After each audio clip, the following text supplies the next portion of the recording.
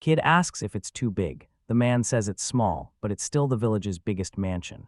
He's never seen this style, but it's flawless. The servants are stunned, and the hero finally feels useful. A building appears out of nowhere, shocking everyone. Together, they'll make this village thrive. 10 years after leaving the village, the city grind has taken over. Packed trains and endless overtime have officially killed his free time. Even on weekends, he's too drained for his favorite novels, barely catching the last train home. Slurping noodles, he realizes life's a grind. He hits the bed, longing for his village's idol before passing out. He snaps awake on a massive, pillowy bed in a strange room, feeling like something is seriously off. His hands are tiny. Did he really shrink? He checks the window to see what's happening. Outside, a fenced courtyard holds a fountain. Our hero is totally lost, but then someone suddenly turns to Mr. Van. Van's 12-year-old maid Till warned him it was dangerous. He agreed and apologized, leaving her stunned. She asks if he's forgotten everything, but he's mesmerized by the garden. Till is shocked by Mr. Wang's vocabulary, especially since he's only 2. He's not 2, he's a 30-year-old Tokyo salaryman. Trapped in this tiny body, he's left wondering what is going on. Baffled by these memories, he questions his reincarnation. The hero claims she's still his maid, and she happily confirms it. Meet Van Furcio. Till floored by his genius. He knows his father, Marquis Chalpa, and brothers Marcia, Yardo, and Sesto, despite barely ever meeting. Maids swarm the Pertio dining hall, serving the family head, 44-year-old Marquis Jalpa Pulati Furtio. Nearby sit the sons, 14-year-old Marcia, 10-year-old Yardo, and 8-year-old Sesto. All eyes are on the maids feeding Master Wang. They praise his perfect manners and clean eating. The hero is absolutely killing it. Treated like a VIP, he mistook this for a cabaret and almost tipped them 30k yen each. No more joking. Reborn with his past memories, he's still in shock, but man, these homegrown carrots are delicious. Marquis Yalpa asks Yardo about today's studies. Nervous, the boy reports his fire magic and battle training. Every day, Dad grills the kids on their plans at lunch and their results at dinner. Sesto proudly chooses magic. Van expects to be ignored, but his father shocks him by turning his way. Scratching his beard, he asks his youngest son's plans while the boy chews. Dead serious, he admits he knows nothing and decides to study this country's history and culture first. Powell, Marcia, Yardo, and Sesto are stunned by the youngest's answer. The Marquis doesn't rage, he laughs. He admits they spoiled Myra's last child, but calls him a wonderful baby. Jalpo's fire magic was world-class, securing his family's future. Now, he just had to wait 6 years for the official test to prove it. The Marquis is banking on him. Magic is common, but affinity is everything. To rule, nobles must master 2 elements, fire, water, wind, or earth, or healing magic to protect their land. His family masters the 4 elements, but he knows any magic is lethal in the right hands.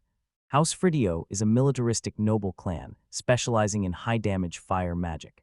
This is a medieval world where magic made gunpowder obsolete. Battles are fought with swords, spears, bows, and most importantly, magic. Across 3 continents, we're in a massive kingdom south of Grant. The 300-year royal dynasty is expanding, and the hero's father just became a marquis for his wartime service. This is the only port. Deep-sea monsters devour ships unless they stick to the narrow straits. Magic's real, so where are the monsters? Too bad exploring isn't an option yet. Till explains the world's races, elves, gnomes, and beastmen, who stay isolated and rarely cross paths. A maid notices Till overthinking and tells him to sleep. He refuses, thanking her but insisting on learning while checking if they're exhausted too. The girls claim they're fine, so Van grills Till about the magic tools. Crystals and gems store magical Mila to power special tools. He asks about magic, and she explains everything she knows. Maids gossip about 2-year-old genius Mr. Wang. He actually looks after them, a first for any noble, but the butler hears everything. 49-year-old butler Espada asks Mr. Wang how much the 2-year-old has learned about letters and prime numbers. Hero recalls Espada, his father's veteran butler, but they've never actually spoken. Scaring the kid, the butler grills him on what he remembers. The hero thinks this is no way to treat a toddler, but claims he's a pro at communicating. Letters are tricky, so I ask about numbers. The hero mentions basic math, and the man shudders. Van's desperate to escape. He's tested 2 fingers here, 3 there. Van says 5, 7 fingers minus 2, still 5. Silence fills the room before the butler offers to study with him twice a week. This is hell. No 2-year-old should know this much, but his mind is spiraling from the overload. Despair stood stone-faced, looking like a Gallum or undead demon as he endured his hellish lessons. He masters reading in weeks, quickly absorbing war tactics, noble politics, and kingdom management. 2 years of studying later, he hits the training ground, wooden sword in hand. He swings, the maids cheer his reflexes, and the heroes goof off with Miko. He dropped 50k yen for this, fencing is a blast. Till snatches Mr. Wang's sword and grins, claiming victory as he pouts and gives chase. Maids corner Till for insulting the master, demanding she regret her words and face punishment. Hero agrees to the punishment. She begs for mercy, confessing her insult was a sin, but he steps up and delivers a shalbin. Punishment over. He slacked for 6 months, but by age 5, daily training had him brawling with future warriors. School judo and karate made him a martial arts beast. Strike first, win fast. It's surprisingly hype, especially since judo is all about breaking balance. Read the move and strike. That karate logic works for fencing, too. His opponent is a tall 10-year-old with long limbs. He keeps distance with a stick, but his attacks are repetitive and predictable. Study them to win. Van Won and the crowd erupt, praising the hero's 30-year experience. He's friendlier than Yardo and Sesto, who ditch fencing for fire magic. Mr. Wang spoke to him recently, but some think he's a total weirdo. 35-year-old Knight Vice Chief Dai questions Wang, who knows he's facing one of the Marquis family's strongest warriors. The man demands to see the boy's hands. He obeys, completely confused. Dai noticed the man's soft skin and long nails, 0 calluses. The hero promised to train harder once he's older. He thought Wang was losing night training, but he was dead wrong. Studying is hard, but our hero will grind harder and never stop loving it. Espada triples his workload, leaving the kid stunned by the 24/7 grind. He's the only one studying all day, but D offers extra sword practice if he wants more. This old scholar is sharp, making Wang a natural for the sword. He's got talent, he just needs to master the basics, bulk up, and train daily. D vowed to turn the hero into the kingdom's greatest swordsman. Van saw his resolve. This espada was all theory while Dai was pure action, so the hero vowed to master both the blade and the books. He claims there's no choice and takes over the training. The hero begs him to go easy, but his promise is a total lie. 100 push-ups, squats, and jumping jacks. Fresh off their run, Van begs for a rest. To Snap, there's no time to rest. They had to get to work. Sitting on the bench, he realized D was a true demon. Seeing Wang free, the deputy suggests moving the bench outside. The boy realizes he's no demon, just an idiot. He kept insulting him while D sat outside. Nights passed. He told Wang to obey the deputies until she praised the boy's work, and he thanked her. He grinds hard daily. Hero life is tough, but since his rebirth, every day is pure comedy. Finding a thrill his past life lacked, he'll dominate the aristocracy and live his best life. 3 years later, the former child prodigy is now mocked as a total loser. Jalpopal Adafertio grabs his sword, warning the hero to leave his family or be eliminated. Versio's bright second life shatters as his father raises a sword over his head. 2 years ago, 6-year-old Wang watches the massive crowds from his carriage window, mesmerized, until he spots a man being led by a knight. He's devastated, but Till snaps him out of it, calling his name. Recalling his walk request, she asks where to go and suggests the market. 6-year-old Van Ferdio remembers his past life. Reborn as a Marquis's 4th son and dubbed a prodigy, he now endures a daily hell of brutal study and sword. Despite the size gap, 12-year-old recruits are no match for Mr. Wang. He's even mastering adult-level studies. It's unreal. Till claimed he's a genius fencer, destined to surpass his brothers and lead the family. In the world of nobles, it's survival of the fittest for money and power. Winner takes all. Here, assassinating a talented younger brother is just business as usual. His brothers would kill him in a heartbeat. Aiming for the throne only puts a target on his back, and he's done living in fear. The hero wants to slack off, but he's clueless about fun. A former workaholic, Mr. Wang hits the city's top market. Shopping first, the market's packed, and the hero's got 2 escorts in tow. They hit Mary's company, a massive empire spanning the entire kingdom. He compares its size to a massive US brand, then hears a voice in the night bark an order to hurry. Just a kid. The man snaps at their stares, but this is no show. Knights draw their steel and he instantly shudders. Wang stops them, demanding the kid's identity and why he's tied up. He claims it's for his son's sake, selling him as a servant to pay off his debts. Till explains the Servant Act only allows debt or crime-based service, but poor families sell their kids just to survive. The man dumps deaths onto his kid to forge a servant. He's mangled but silent, and in this sick world, nobody even blinks. A woman appears asking if he's the Marquis's son. Till confirms. She flashes the hero's robe, revealing he's the legendary prodigy, Van Nefertio. Rosalie welcomes him to Mary's company, promising to provide whatever he needs. Realizing the kid's a marquis, the man starts shaking. The hero thought the man feared punishment, but Van told Rosalie he was selling a child and asked for the 8-year-old's price. She asks about magic. He reveals the boy has thief magic. Her verdict, he's worth 3 silver coins max. He points to a shop paying 5 silver per servant. The more work they can handle, the higher the price. Rosalie lowballs him at 3 silver. Girls fetch double, but since boys are useless and expensive to raise, he's worth way less. Darop and the boy hit the ground as he ranted about not getting a single cent. He kept insulting his son, barking at anyone who tried to intervene to back off. The girl calls him an idiot, claiming he's unsellable and lying about the kid. Fed up with being mocked, the man snaps and refuses to sell him anymore. He tells the boy to get up and try another shop, but suddenly a voice interrupts. "I'm buying it." Van steps in, shocking the crowd by buying the kid for 5 silver. He steadies his nerves. He's dead if this keeps up. The man asks for his money. Tiller has gold but no silver, so Rosalie offers to make change. He snatches the coins and bolts, not even glancing at his son. The boy sat alone on the ground. Hero reaches the kid, unties him, and checks if he can stand. He introduces himself, asks for the boy's name, and offers a hand. Grabbing his hand, the boy introduces himself as Casmon. Van sets him free to go anywhere he wants.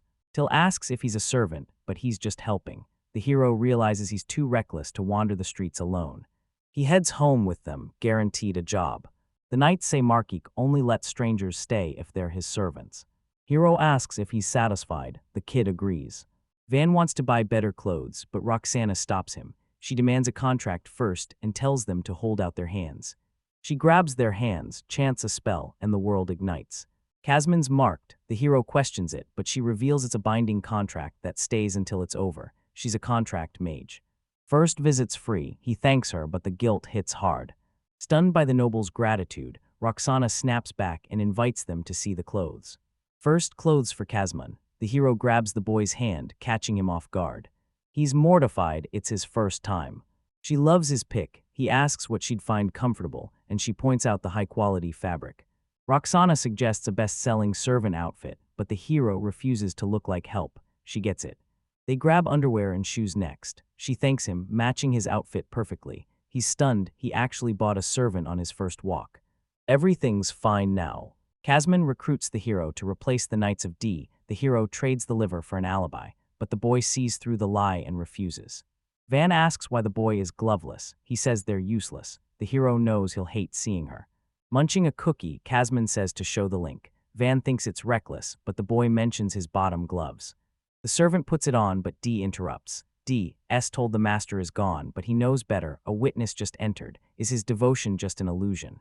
He spots crumbs on the kid's face and asks why, but the boy gulps them down and plays dumb. Dai screams he bought him and demands obedience, but Casmon snaps back. He only serves Master Wang. Impressed by his guts, the deputy replaces Mr. Wang as his trainer. He should be honored. He snatched the boy and dragged him along. Peeking from the door, the hero called his ally a poor soul. He plays lazy for a peaceful future, hiding his genius to stay average. If Casmon burns out, he's the replacement. Everyone's buzzing for 8-year-old prodigy Mr. Wang's magic test. He's a kind regular, and the locals are rooting for him to become their next lord. Fertio's sons wield fire and wind, and they're sure he's a fire user too. Midroom, someone yells that he hasn't mastered a single element. Wang's father and brothers glare in outrage. He lacks all 4 elements. His brothers mock his production magic, a useless ability that only creates objects. Alchemy turns iron and copper into gear just by imagining the shape, but size is its one major limit. Jewelry weapons drain massive mana. Most people need magic to craft, but inventors and blacksmiths don't. He spent 2 years playing the prodigy to survive his brothers, but these test results are a total shock. Nobles usually wield elements or healing, but the Fertio family craves fire above all. Marcia inherited wind magic from his grandmother and is grinding to lead the family.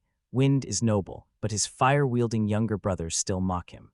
Magic defines nobility, but Van's father sees no talent. Both parents wield fire, so why was their final son born with production magic?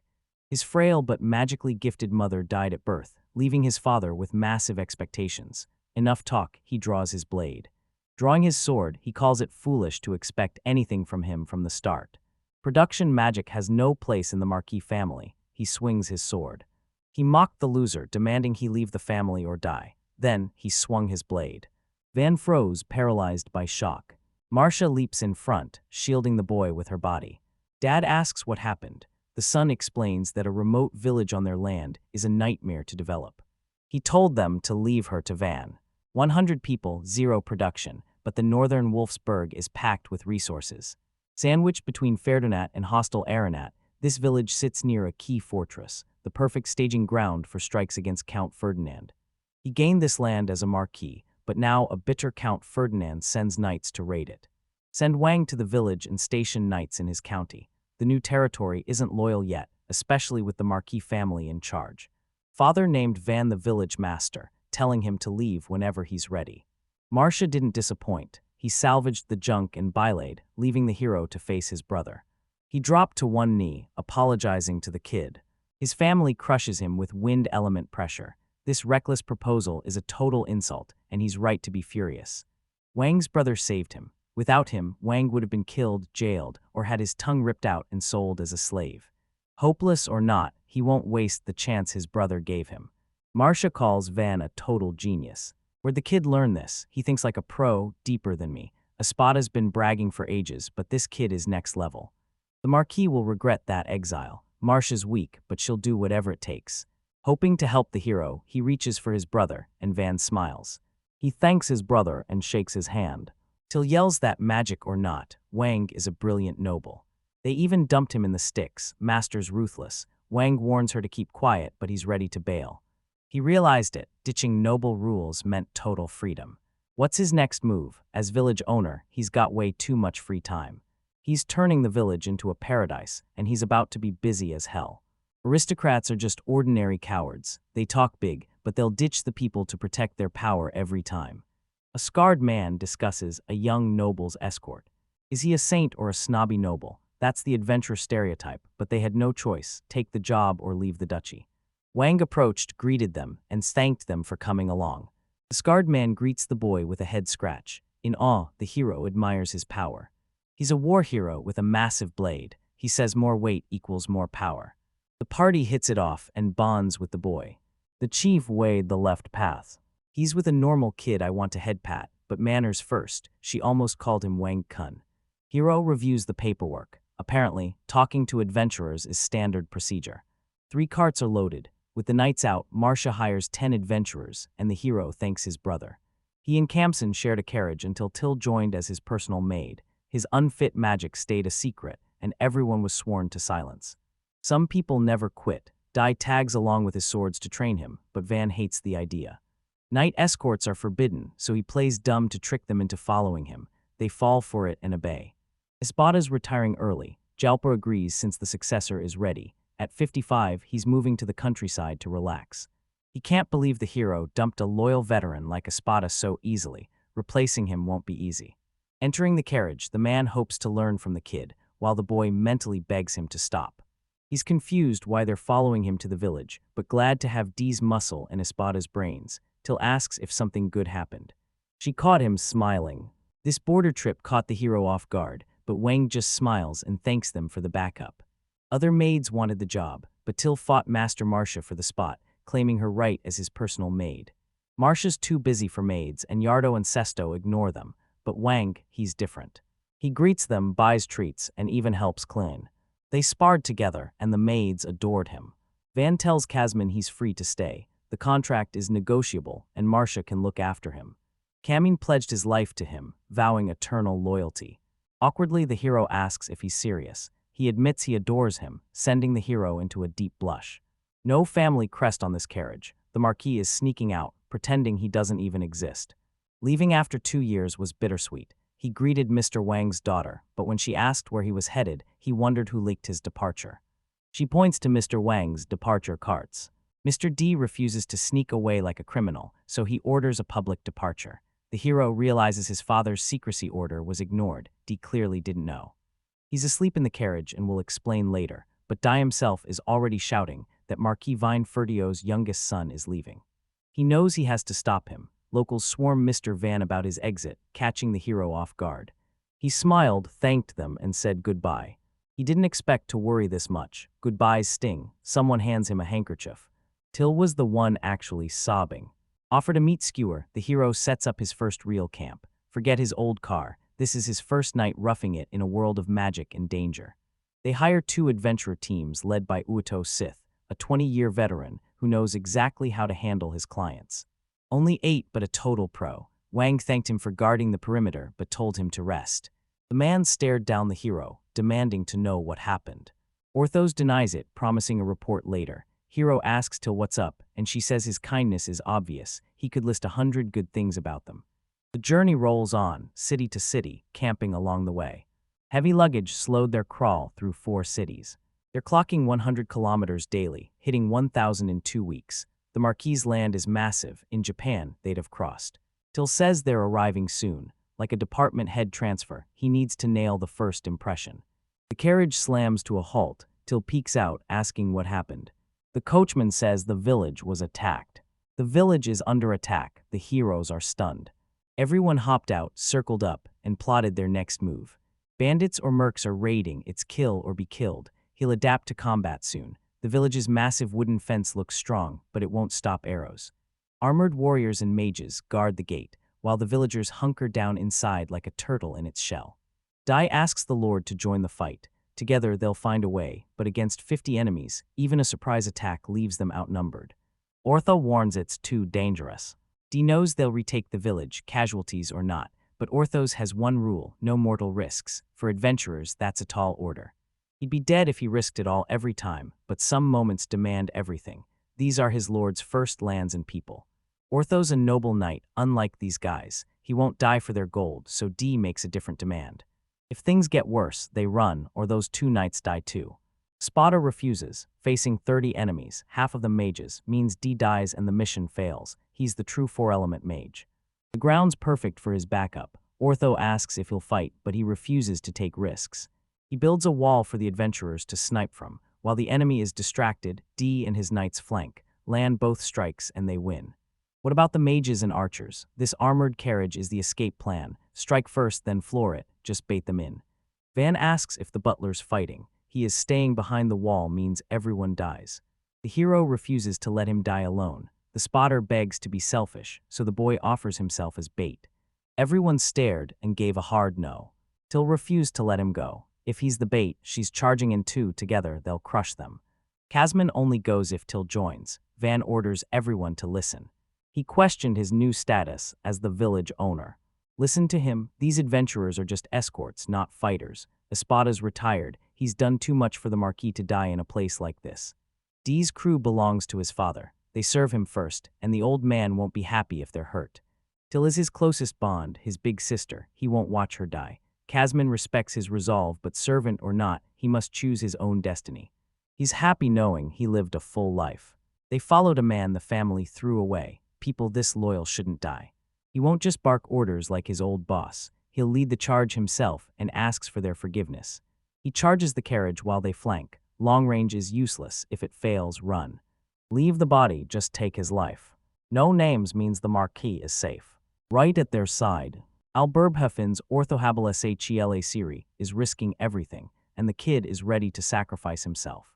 One more time and they'll snap. Most nobles are all talk, but he's different. When he mentions plural, she laughs, shocked he actually remembers their names. She's ready to die for him. Everyone agreed. Our hero couldn't admit he only remembered her name because she was cute. The Marquis' elite knights serve Lord Wang, the clan's heir. Guarding him is guarding the family's entire future. Espada tells the hero to face the heavy burden of succession once this is all over. He promises they'll finish in 3 days. The hero's intimidated by his massive, scary frame. The old man's plan: build a wall and snipe from a distance. Dee's knights flank left, Ordo's team hits the right, and the rest hold the line. Knights charge, but Espada raises a wall. The adventurers stare in pure shock. Wall's already, they're stunned. This old man's a pro. A 4-element mage serving as a butler is insane, but here he is. Asked why he's risking his life for a noble he could have refused, Ortha claims he's destined for greatness and won't die yet. He'd crown him king if he could. 2 weeks in, his view on adventurers has completely flipped. He never knew nobles like this existed. He'd grown used to Mr. Wang always saving the master, but back then, he was clueless. Escorting this village master was a nightmare, but he'd die for his duty, protecting his land, his people, and everyone from the servants to the high nobles. His plan saved everyone but himself, an 8-year-old kid. Ortho thought the hero was beyond strange. Till and Casman embrace the hero. She cries, insisting she's fine, while he offers to die protecting him. The hero looks devastated. They were closer than blood. Patting their heads, he vowed to help the fight. The trio grabbed meds and tools from the carriage. Backups ready if things get dangerous. Till and Casman dry their eyes and agree. The robbers got sloppy. Lawless towns are easy prey. Bandits count the women and gear up for a holiday. Suddenly an arrow strikes one of them. Gunfire erupts as walls appear out of nowhere, catching everyone off guard. The robbers realize they're being hit from both sides. Ortho watched D and his knights swing those massive blades with ease. Meet the Ferdio Knights' deputy head. Terrified and outmatched, the robbers turn tail and run. A bandit bolts. Ortho spots him. He yelled they'd stop the robber charging the wall. Distract the long-range attackers. He yelled the enemies closing in. A massive robber's right there. Her magic is on a 10-second cooldown. He won't make it in time. Pluriel thought she was dead. Casman arrives. A heavily armored hero arrives. Plurio calls it reckless. 2 kids stand no chance. Van slides under the robber and slices his hamstrings. Casman jumps in. He slams the opponent's head, dropping him cold. Pluriel's stunned. Van warns enemies are swarming. Stay sharp. The girl can't figure this kid out. Bandits fled, the rest were crushed, and 0 casualties, a perfect win. After the final payment, they split. Suddenly, Pluriel fires at Ortho, who demands an explanation. Ortho stays as payment. The adventurers agree since they're already heading to the next county. They promise to meet again and part ways. One stays, but the other bails for the mountains to hunt for bigger profits. Van isn't your average noble. His genius puts adults to shame. That's why Pluriel is staying. He's tiny but brilliant, proving that being raised an aristocrat docent. Wang's a genius. He looks like a typical arrogant noble, but he's actually a polite, friendly guy who treats every commoner as an equal. Ortha's never seen aristocrats like these. His magic is useless for combat. He was ready to die, but Pluriel says he saved her. Now she has to pay him back. Under 10 and a total mystery, this top-tier noble wants to see your future empire and offers his full support. The party backed him up. Tilt tells Wang to prioritize his own life. He agrees, but she makes him repeat it. Kessman realizes he has to step up. Pluriel approaches and asks if they're okay. So young and already making girls cry. Van says he's just being honest with the ones he cares about. The party asks if he's an elf, since young elves look just like humans. She's still rude to the noble, but the hero explains Till is just a commoner who raised her. Seeing he doesn't mind, she asks about fencing. Wang pointed at Dai, revealing he's training the runt to eventually surpass him. Pluriel claims Espada is his trainer. The hero confirms it. His circle shapes his mind. The adventurer bowed, swearing his blade would save her from danger. She thanks him, vowing never to forget. The hero smiles, telling her it's all good. For an aristocrat, his charisma is insane. He's already won over the adventurers. Espada spots villagers crowding the gate. Till notes that despite the surprise, they've finally arrived. Wang says it's their first meeting, so they better impress. Shabby villagers, ruined homes. The hero introduces himself. Sent by the territory's new ruler Lord Fultio, he's officially taking command of the village. Elder Rhonda steps forward, thanking them for saving the village. Rumors say neither the owners nor the soldiers run this village. He's taking charge to protect the village and needs his support. Too formal, Ortho fought back a laugh. Rondo thanks him and leads him inside, revealing that 150 people once lived in this village. 2 raids left only 100 survivors, and today the bandits struck a 3rd time. Every attack is unique, and the boy wonders why they're being targeted. He suspects Geronetta. It's right by the village. Ferdinand's knights used to patrol the border, but the new lord abandoned it. The village is safe now. It belongs to Lord Fulfio. The lord's power saved Rhonda's head. Ferdinand has loyalists everywhere, but his father only governed the big cities. The small villages are still a total wildcard. Small villages need no protection and pay tiny taxes. Wang stops him, demanding to be notified of everything from now on. Complaining about the country is useless. It won't change a thing. Malaga, Rondi's son, leaps up, demanding to know what they told the nobles. The hero was strong and sharp, but his rage doomed the village. The boy ordered him to sit. He spoke for everyone. Nobles must be responsible. King Brylene's founding laws were flawed from the start. All eyes on the hero, Espada clears his throat. Van isn't afraid to rule a village on the brink of ruin. He's got them. Complaining about the law changes nothing. He reveals 3 solutions, catching her completely off guard. First, create something the kingdom can't ignore. Second, stack cash to hire mercenaries. Third, rebuild the village yourself. She says they already thought of that, but it's not that simple. Shipping costs kill profits on raw materials, and with zero education, the villagers can't craft anything worth buying. No profit means no reason to rebuild, yet they showed up anyway. The hero knows the struggle, but he's back and trained to protect this village. Silence falls until Espada, the Ferdio house butler, steps in. At just 8 years old, Master Wang rules the land. This bold prodigy even managed to befriend the Knightly Order's deputy leader. Stunned by the elite officials, the villagers feel like they're dreaming as Malaga questions if they're actually here to help. They asked if he had the 4 elements. He denied it. Don't expect him to fight. The residents were hopeless, so Wang ordered them to fortify the walls and lock the place down. The wooden walls and houses are strong but flammable. Espada reveals the stone only stays solid while magic is active. Without it, it's just dirt. They'll use any size lump to reinforce the walls, confident they'll finish the defense in time. A ditch would stop the bandits, and Dee's crew is on it. They're trench-digging experts. He orders traps set and the wall fortified. Use bows or stones. Stones are easier for the peasants. Hero tells Rhonda to gather the village and brief them on the plan. The hero finished his speech, vowing to develop the village and thanking the residents for their support. He's just a kid, but his elite allies will crush any bandits to build a thriving village. Hero looks like a politician. A local speaks up. Taxes were 30% plus monster loot, way too high. He slashes the rate to 10%, allowing a one-time payment if they're short. Stability is key. Debt forces parents to sell their kids, so tax cuts are vital. The woman asks to call the Knightly Order. Help is weeks away. Between messages and travel, backup won't arrive in time, and the residents are already turning bitter. Hero gets the rage, but the Marquis is broke and out of knights. Even if they join, they're outnumbered. They need 200 men to hold this territory. Food, horses, armor, tools, it all adds up, but mercenaries cost a fortune. Hero has a spotted build a wall behind the fence, leaving everyone stunned. They need help now more than ever. With them, the village survives and grows stronger. No housing means they're stuck in a wagon. Rhonda wants to give his house away, but he can't just dump it on the street. He never complained or felt bitter about his production magic. No elemental powers, nothing he could do. He tried to win them over, but the villagers weren't buying it. To save their future, he had to earn their trust. He'll use magic to protect this village and turn it into a perfect home. Dee says defense isn't enough, you have to counterattack. They usually snipe from the walls with magic arrows, but low walls make their attacks useless. Rondo used spears through the fortress gaps before. Dee says the enemy is in the same spot, time to skewer them again. Van suggests a catapult, but Espada rejects it as a siege-only weapon. Rhonda, she doesn't even know what it is.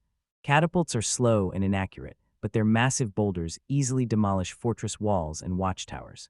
Stones in the box boost the blast radius. Target the gate for max impact, then add oil and a torch to ignite the ground for even more power. Spada asks who built this machine. Hero claims credit, but his party doubts his production magic. He doesn't fully understand it yet, but after practicing on stone, wood, and metal during his journey, it's time to show everyone what he's learned. Opposition gone, the hero asks to seize the village. He's staying in town to hunt monsters for quick cash. He called the place spotless. Sensing monsters, he orders them to hurry and clear the trees. The hero is stunned by Ort's instincts as they crush hidden enemies along the way. He's skilled but can't level up. Casman calls the master and points to a massive tree. The boy says it's too big to cut. The servant points to another, but it's just as massive. His focus slipped, so he forces the magic into a fragile, twisted shape. Magic's tough, but a tiny spark of intent makes it work. Heat swells in his gut and surges to his. Make it tiny but hyper-detailed, capturing every tree fiber so they weave into an unbreakable knot. The hero pulled it off. Shredded and bound fibers form a wooden cube that looks exactly like plastic. Till asks about the high-quality cubes, so the hero explains they're nanofiber blocks, stronger than wood and perfect for building anything. The boy says move it to the carriage first. The adventurers are stunned. Wasn't he just gathering wood? Ortho finds the cube light but rock hard. Breaking it's a challenge, so the hero steps up to try. He's curious about his own strength. Sword drawn, he hurls the cube at the stone as everyone watches. The stone dents, but the cube's barely scratched. It was flawless, Till called it epic, strong enough to shatter stone. Hero asks stone or wood. Wertho says stone breaks, but this light block is indestructible. Our hero just found a game changer.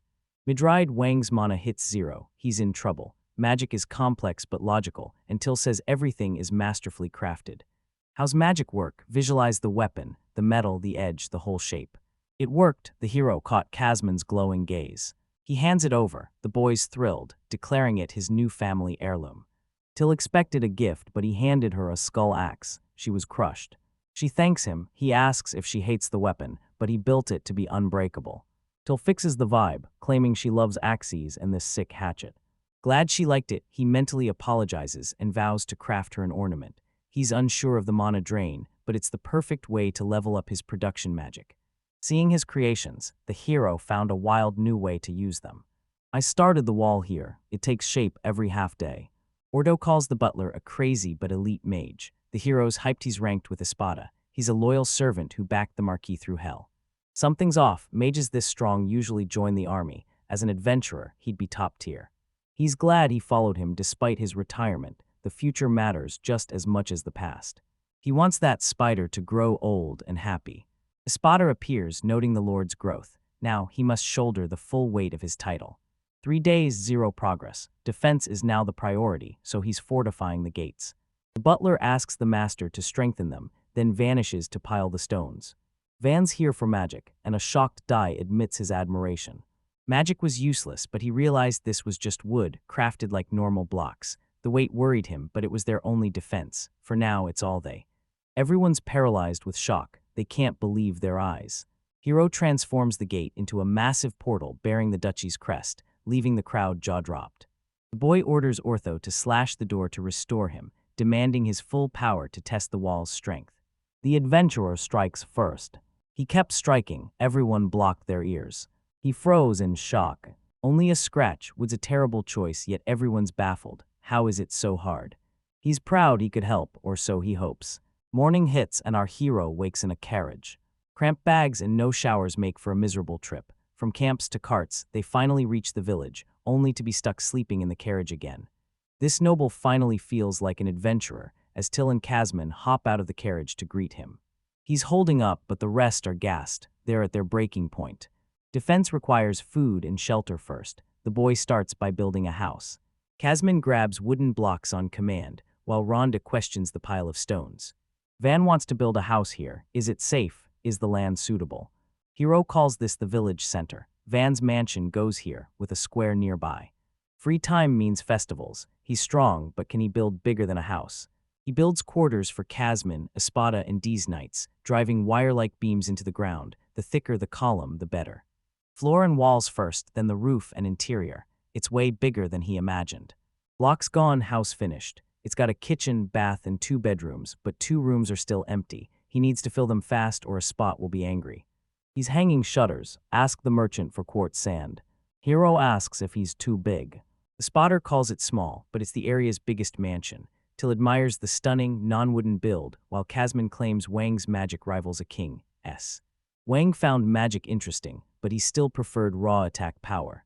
Citizens feel safe behind their lord. Till chooses his city over Jalpa's, but the hero thinks she's just being biased. Espada says heroes win wars, but peace needs a ruler who improves lives. Nobody fits this role better than he does. Casman vowed to follow him. The hero gave an awkward thanks, but a sudden cry cut them off. Magic built this house, the hero says. The knights are stunned. He wasn't here a minute ago. Wang says more wood means houses for everyone. Dai orders the wood moved by noon, carts and all. The knights move with insane speed, shocking the hero. The lazy vibes are gone. Ordo's hitting the forest now. He chops, they haul, and they can't let the knights catch up. He thinks he's in a village. Why the house? Neighbors gaped in shock. Rhonda claimed he was told he could build.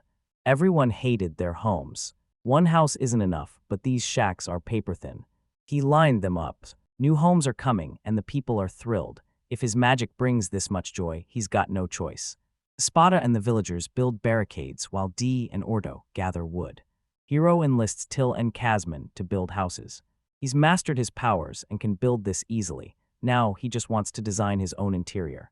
Taking orders triggers depressing corporate memories, but he can't stop. Dees calls it a masterpiece, and he's floored. Buildings sit in groups of 4 on a grid called a block, and it's set to expand. Commoners live in identical houses for now. They'll get custom stone upgrades later, but everyone's already beyond grateful. He built a bathhouse by the mansion, and the girls were thrilled. Hero just wanted a bath, but their joy makes it worth it. Pluriel purifies the water with magic and heats it with fire. Till and Pluriel invite him to the bath. The maid says 8-year-old Kazman looks like a 10-year-old adult, so he's joining the.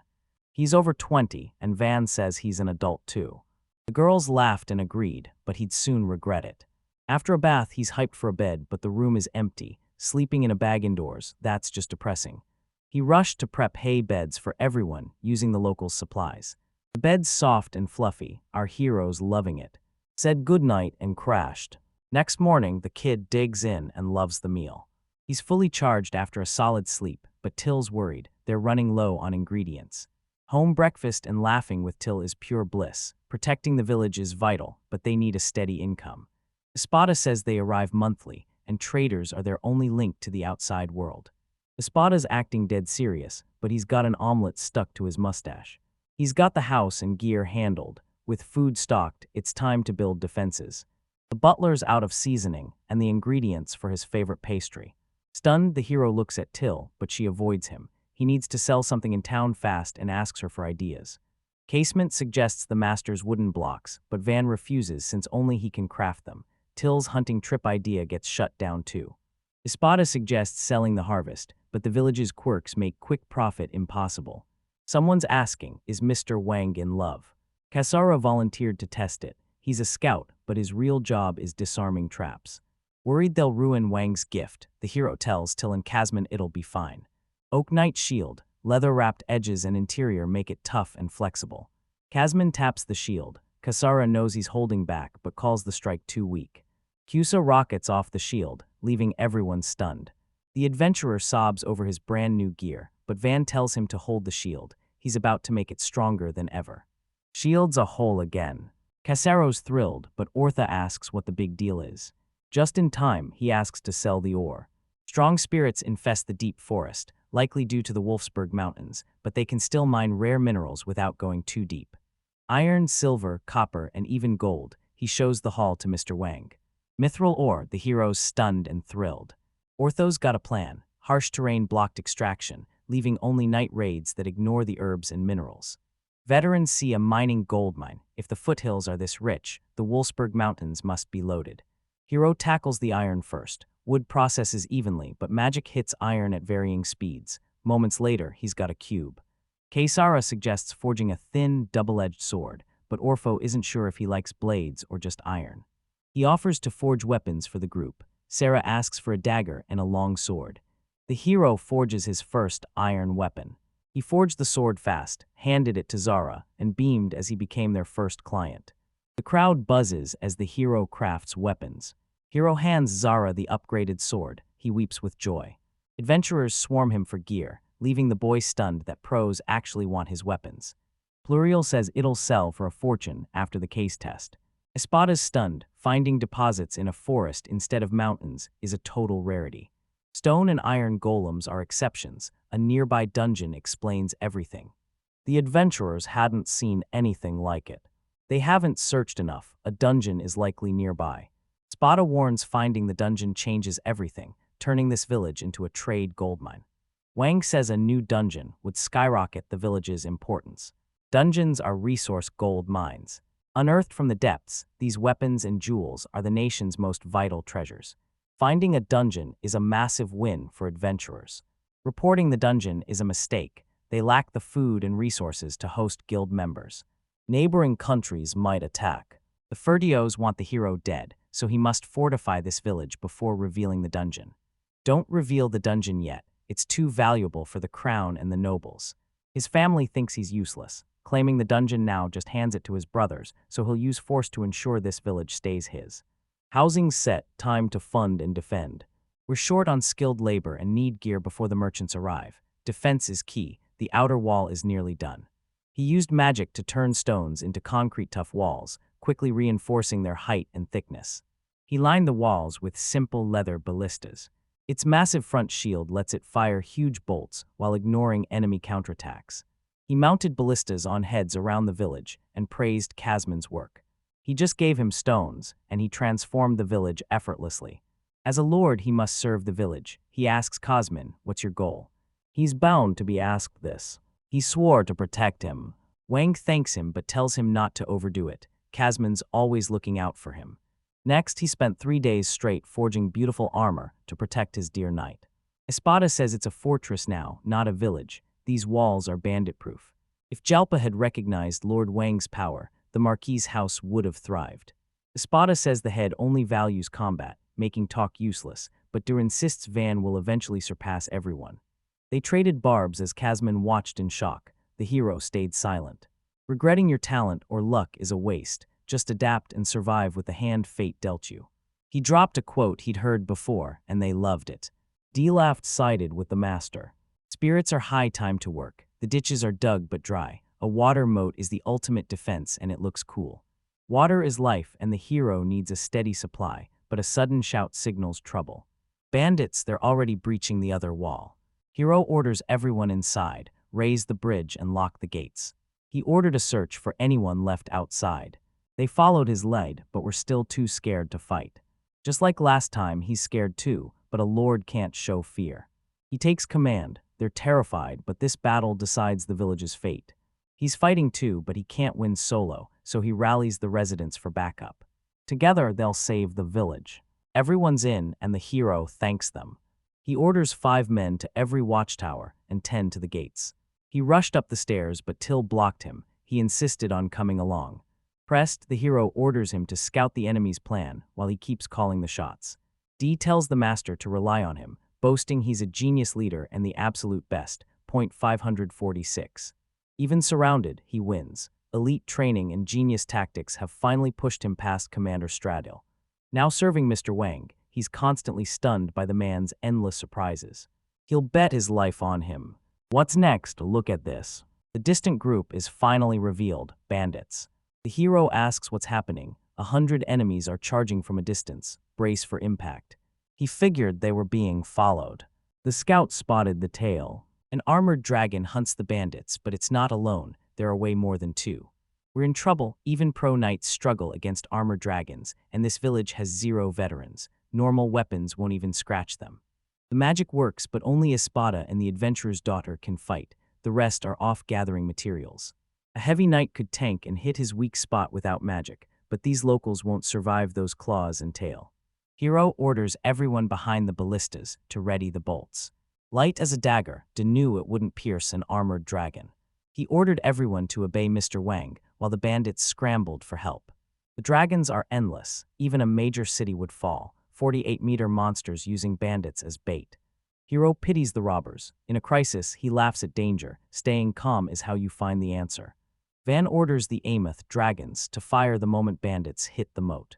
Dai shouts, "Don't fear. Aim for the eyes or mouth to win. None of Wang's men die today. This victory is ours." Time to prove it. Dragon's Shaw Schlick is on the menu tonight. Panicked crowds flee, gasping for air. A horde of armored dragons chased them, racing to hide in the moat. Bandits slide down the slope. One fugitive drops. A monster's claw snags his cloak. He screams, flying straight toward massive, toothy mouths. The remaining robbers were paralyzed with fear.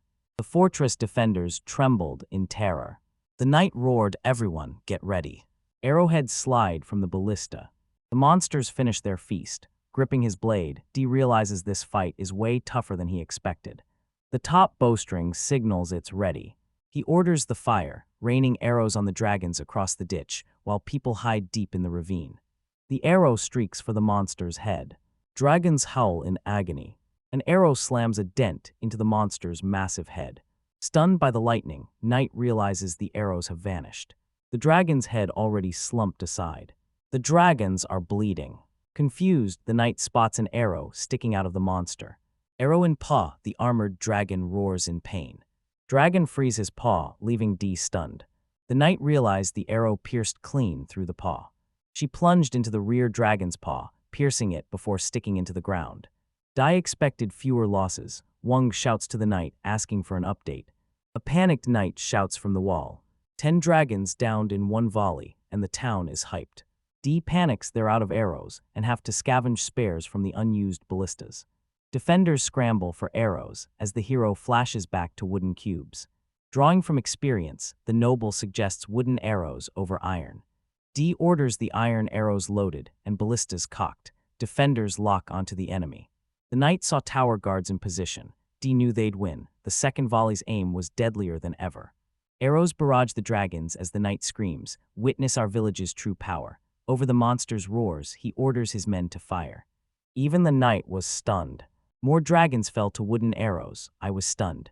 Different from iron, but he still pierced those thick scales.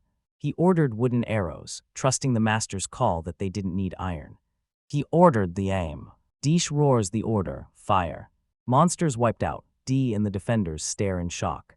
The knight roared with victory. The news stuns him and his maid. Villagers roar for the win as Van's maid pulls him into a tearful hug. Watching the cheering crowd, he realized they wiped the enemy out with 0 casualties and only 60 arrows. Stradil would never believe it. Smiling, he knew that result was impossible. He turned to Stradil, noticing Wang's growth. As the hero cheers with his squad, the knight finds it hard to even imagine. Wang stepped up to die. Arms wide, Knight showed his master the battle's results, celebrating their success. The boy loved how the knight turned out and thanked D for making it happen. The hero scanned the field, totally baffled. Wang counts 44 monsters and praises his men. The knight laughed, slapping the boy's back. He credited the nobleman's ballistae for everything. He's stunned, wooden arrows just pierced steel scales. Dai grins and praises the ballistas, slamming Wang's back so hard the terrified boy begs him to stop before he topples. Morning breaks and the hero finds 30 bandits still alive in the ditch enemies D completely forgot. A rope drops to the terrified crowd. The knight orders them to tie each other up or face a rain of arrows. Terrified, they instantly agreed. The bandits swear they've changed, begging Van not to turn them in to face slavery or prison. Swarmed by the crowd, the noble weighs their plea to work for him. Suddenly, an old man steps forward. Elders say these thugs keep raiding the village. A villager lunges from the crowd, grabbing a bandit's collar. He's livid they've forgotten the parents and neighbors they slaughtered. He roared a death threat and lunged, but a small hand stopped him cold. Wang catches the fist, apologizes, and tells him not to dirty his hands. Our MC steps up and tells them he's got this. Tearfully, he agreed. He tells the bound crowd they're still facing justice and will be hauled off once backup arrives. Wang declares they'll serve the village, for now. New recruits handle the dragons. Terrified, the robbers caved. Van and Orthos watch from the wall. Orthos notes the weak surprises, but Van just chuckles. Pluriel notes the pristine, non-magic blades. Another adventurer wonders how they'd survive a single dragon. Wait, spot. Even with Wang's elite blades, 30 fighters could only handle 6 dragons max. We told them, move now while it's fresh. Next day, Uoto, D camps in, and the villagers start butchering the carcasses. Wang upgrades the blade's material, making it razor-sharp. Every team finished in 3 days.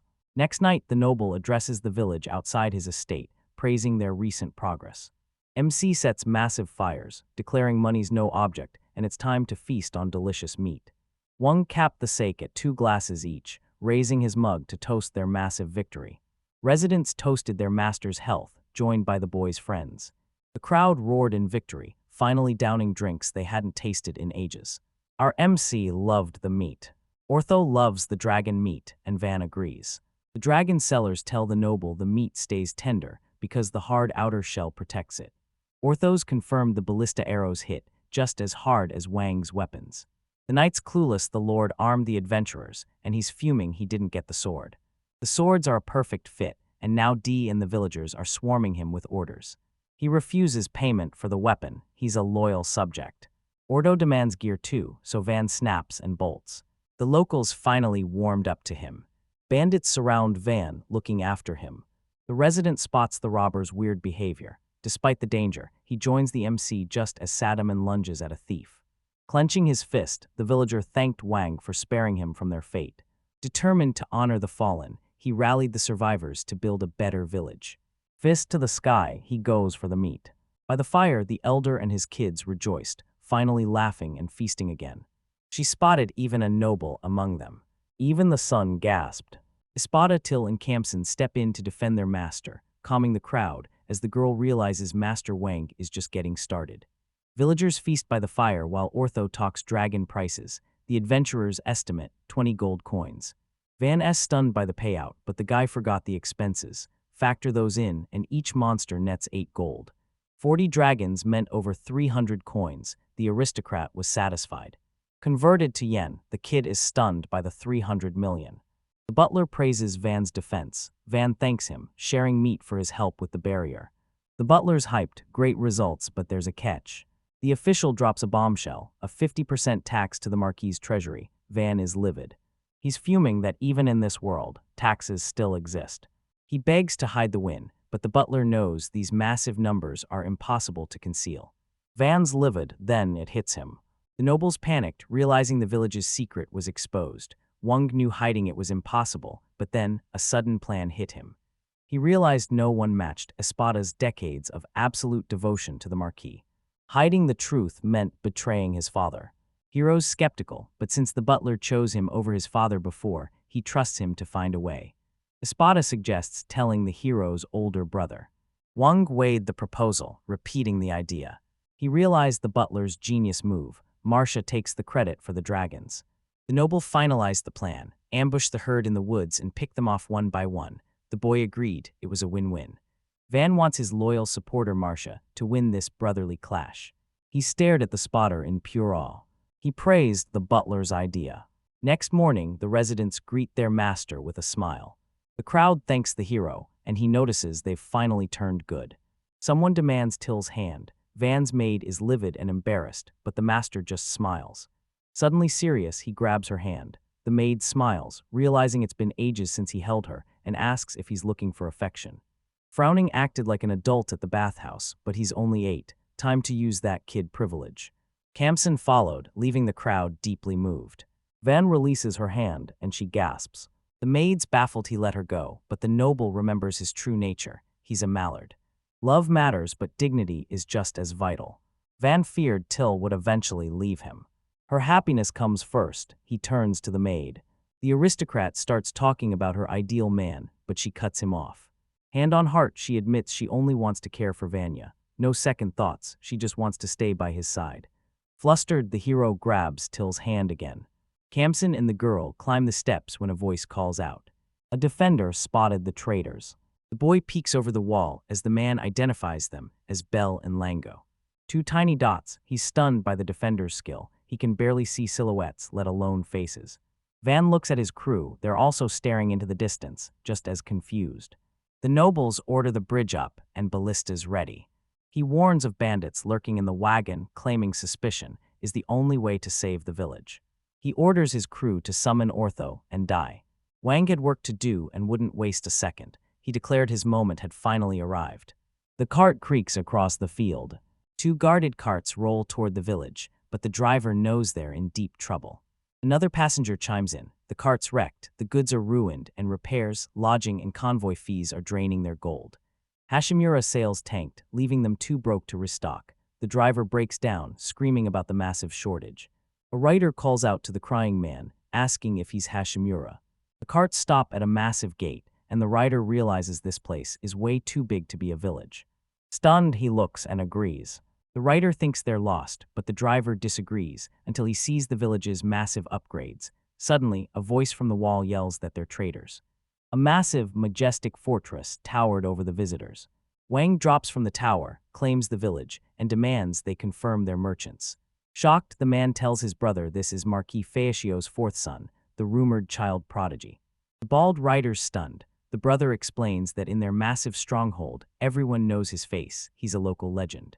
The merchant confirms it. This is the kid. A 10-year-old owning a forgotten village. The man's stunned. He knew geniuses were hated, but the Marquis personally exiled this kid to the border. Now he's building. The driver introduces his crew. Merchant brothers Mary Bell and Lango, plus their guard B-rank leader of the Silver Spear Group. He asks Ordo if he knows the man, and Ordo confirms they've met. The noble lets them in. Gates lift, and the merchants roll through. The amazed brothers find the village transformed, and the elder says they've been expecting them. Rhonda welcomed the guests back while Mary Bell sighed in relief. The village was safe. They apologized for the delay after being stopped midway. Wayne greets the merchants, apologizing for the wait. Hand on chest, he bows again and introduces himself. The brothers nervously bow to the noble, but the MC cuts to the chase, asking to sell the dragon parts and shell ASAP. The merchants agree instantly, shocked to tame monsters that even pro-adventurers fear. The brothers wept with joy, thanking God for the village's new treasure. Realizing they were wrong about the shortage, Van led the merchants straight to the warehouse. A surprised sigh echoes through the dark warehouse. A massive room 10 times their size appears, packed to the brim. The brothers are stunned. Lango clocks 30-meter slabs of dragon armor, leaving his brother stunned. Wang briefs the merchant on the product and asks for his take. The cart's ready, and Bell's jaw drops at the massive haul. Realizing the noble was right, he replied they had to lure in traders immediately. One brother eyes the goods while the other buys a month's time. The noble agrees, politely offering them a taste of meat. Mary Bell realized they had way too much meat. It would rot before the village could finish it. The merchant agrees, hauling the meat to the next village and paying the cost. He doubted this village could even afford dragon meat. Mary explains taxes left the village broke and hungry. He realizes their own food is running out fast. Hoping free meat would help, the merchant asked Van for the go-ahead. Moved by Mary Bell's sincerity, the nobleman gives the dragon meat away for free, realizing profit isn't this merchant's top priority. Bell tells the MC they need a mount, realizing the rumors were right. The Marquis's son is sharp. The merchant offers a bounty, knowing it kills their profit. He accepted the pay, but the noble thanked them and promised a future deal they wouldn't regret. Top-tier armor, Bell's stunned by the deal. Mary's stunned. Van didn't just bring a pro draftsman and carpenter, he brought a blacksmith too. He stays silent, just flashing a smile. Air and Mary Bell shout in sync, amazing. The noble reveals his weapon. He hasn't mastered its secrets, but it's a priceless masterpiece. He lets them test it. Ortho tells the adventurer to slice dragon skin with a shell. His blade slices right through it. Ears stunned as the blade slices effortlessly. Ortho praises the weapon, doubting its simple iron. Blown away, the guard buys it on the spot and asks for a spear next. Ortho hyped Iru's weapons to a stunned Mary Bell. The merchant was sold. He's paying full price. Seeing the massive gear pile, he says they can't afford it. The MC just tells him they'll buy it later. The boy shows the traders the village's massive upgrades. The brothers gorged on meat by the fire as Bell marveled at the view. Mary recruits more merchants to boost trade, and Van's all for it. MC requests missing supplies, knowing good food keeps the village happy, and the merchant agrees to help. The noble orders a weapon ad, and the brothers are hyped. He figured they wanted an exclusive deal. These guys were all right. Wang says trading weapons on this route leads straight to their village. He tells the brothers to plan their ads, sell more, earn more. Fired up, the merchants shouted to learn the secret. The aristocrat insists they need a village shop. Wang wants to cut a deal with the owners, and the brothers are all in. With steady cash in his own shop, the boy vows to build Balan Lango a house, and the brothers are thrilled. He agrees skipping the merchant haggle saves time, and this is the town's first shop. Wang saw the win-win. Mary turned to Lengo, ready to pitch the deal to his boss immediately. Hand on heart, the merchant vowed to run his shop until the village finally takes shape. The aristocrat and merchant shake hands. Wang shook hands with the brothers, sealing the massive success. Lengo and the adventurers bolt to the Chamber of Commerce to secure workers and supplies. Wang trades his sword, dragon skin, and magic core to sway the chamber. He also sent a letter to his brother Marcia. At the village gate, the boy pulls a move that stuns Mary. The aristocrat built Belle a stunning shop. Stunned by the lightning-fast build, the merchant listens as Wang breaks down the shop's layout. He followed Mary's instructions, offering to redo any mistakes. Belle is stunned by his massive power. The merchant tearfully thanked the noble, having set a 2-week deadline, wrapping up the business at Belle's shop. Afternoon hits and the noble's crew heads for the river, walking beside him till worries her master is exhausted. He tells the worried maid he's fine and asks how she's doing. She just smiles, saying she's good to go. Kamsin pushed ahead silently, effortlessly slicing through the plant obstacles. He noted his own gentlemanly behavior. Wang hated this. He wanted to be kind to everyone, but he was too weak to help Kamsin. An hour from the village, Kamsin clears the path, letting the exhausted travelers lead. The group finds a massive river to refill their water. He picks the spot and touches it. They dug a ditch and dammed the river, forcing the water level down. Espada instantly tunnels tens of meters deep. Butler's resting, D enters, and the crew busts through. He trails the group, reinforcing the earth and walls. Espada's massive mana shocks the hero, then D suddenly makes a noise. Night fell and he burst out laughing, leaving the boy wondering why. D is over 40 but in peak form. The aristocrat is stunned, and the guys are hyped. Till warns the river trek is backbreaking, but Van knows they need that water. Work is brutal, but winning together is a rush. He realizes crushing barriers as a team brings a satisfaction you just can't find alone. He knew better living would normalize the village and finally attract more traders. To keep living in luxury, the aristocrat knew he had to make this happen. 8 hours later, a worker spots the village. Van's stunned. It was supposed to take a week. He calls it a day. Espada and D are stunned. The knight says they're hours away, but the nobles refuse. He pointed out Abe, Lowe, and Campson. They were at their limit and couldn't work another second. He's disappointed. He finally found a great way to temper, but he knows not to overwork it.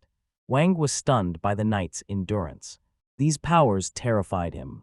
He stared in terror. Today proved the old-timers were absolute monsters. Next morning, they shocked everyone by reaching the village early. Digging finished. Now, time to lower the water.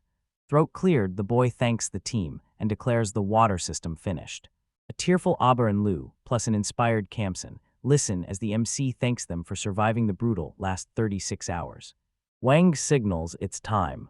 The noble shouts the discovery, then the wall bursts from the pressure. Water floods the moat at lightning speed, leaving you breathless. The boy is stunned as the crowd erupts in cheers. Resting, they notice the water's insane speed. Villagers watched in awe as river water arrived, with kids racing the current down the ditch in total shock. The elders hyped about the saved time, but Van notes they need filtration gear, leaving Rhonda sighing in confusion. A helper hands him the medal, looking on with pure admiration. He stood before the boy embarrassed. Confused, the noble asked why. Lowe was curious to see the gentleman's creation. Wang remembered his joy at the finish line. This guy clearly lives for the production process. The smiling boy offers to build the device together, and a cheered-up Lowe instantly agrees to help.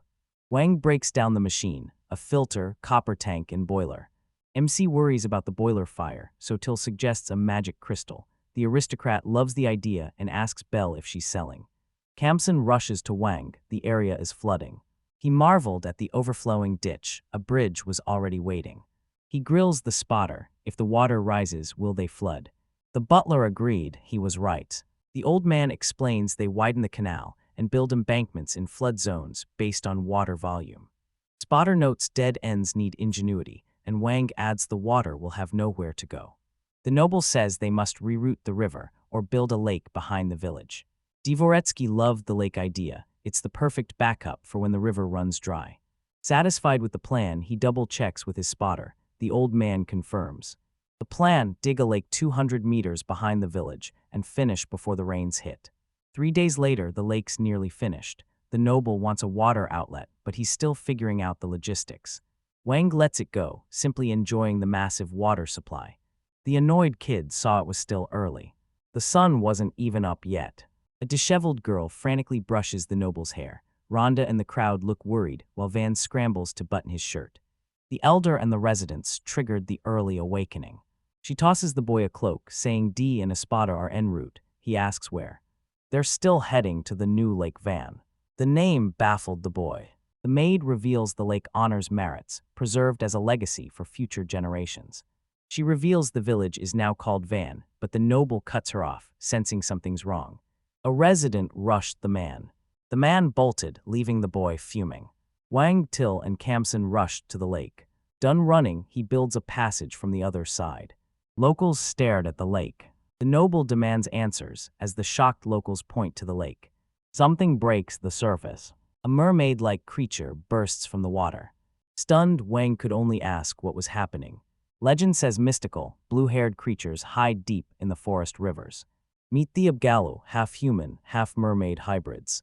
He's never heard of them, so Espada explains they're incredibly rare. Van asks if she's an Abgalu, while a half-mermaid watches from the depths. Wondering if she's still a kid, the noble shouts from the shore, asking her name. Silence, then a response.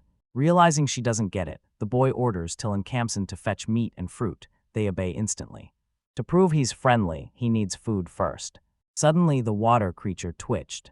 Abgala stalked toward Van. The locals are stunned. The aristocrat's guards stood ready. She swims to shore, sniffs the food, and hesitantly asks for a bite. The boy's loud reaction terrified the girl. Agala zips to safety. He rushes to apologize and begs her back, stunned by her insane speed. Van offers meat and fruit. She accepts. I need to taste the meat. One bite later, she snaps toward the aristocrat's defenders, demanding answers. Diet stared at Ortha, completely stunned. He offers her shelled dragon meat, but she freezes. She demands to know who caught it.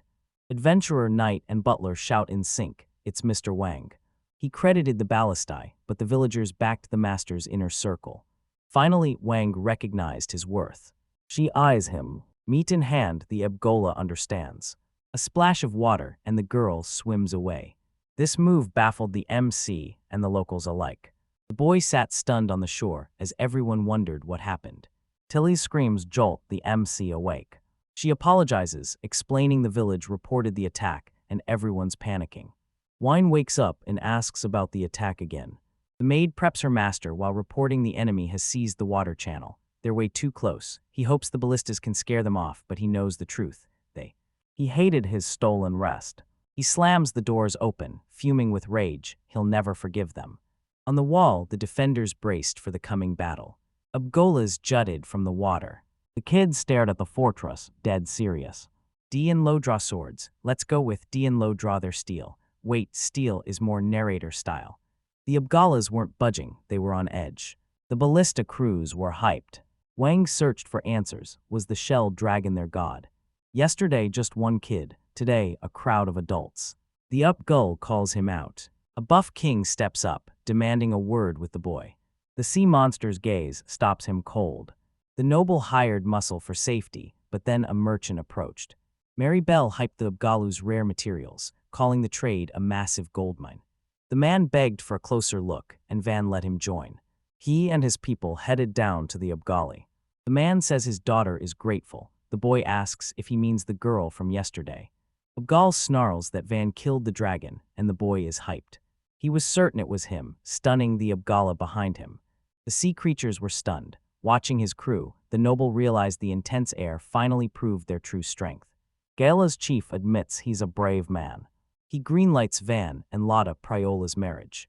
The kids stunned. He demanded answers again, outraged. Agitated, Wang cleared things up. Abgala is actually Vesta, Priali's father. He praises her beauty, clueless why the MC is rejecting him. The noble asks where she is, and Vesta points her out. She was just out playing with friends. She's just a clueless kid, since when was marriage even on the table? Vesta reveals La Dida's family never contacted humans. Recently, shell dragons claimed their river, slaughtering many of their comrades. Dad's hunting for a powerful groom to secure his family's peace. To ensure safety, the contract required the chieftain's daughter to marry. Van knew political weddings were noble standard, but he promised Vesta that Priola could eventually choose her own. He vows protection regardless, leaving the leader stunned and deep in thought. The Abgali chief moved near the groom and claimed the reservoir. Wang moves them to the back, so the merchants and guests don't scare them. Stunned, the boy realizes Vesta just called him her fiancé. He screamed at the fleeing sea creatures that he never agreed to the wedding. Priola waved goodbye, shouting they'd meet again, while the aristocrat awkwardly denied being her groom. A merchant asks Wang for rare materials, and Wang accepts the job. Spada calls him lucky for befriending the Abgalu, but there's a catch. The butler's shocked Wang's bride is an Abgalu. Even a spotter couldn't predict the fallout, but the boy just sighs weirdly. Till hesitated, questioning her master's choice before her words trailed off.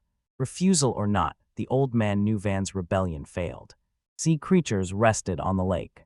Adults lounge on the shore while kids splash in the waves.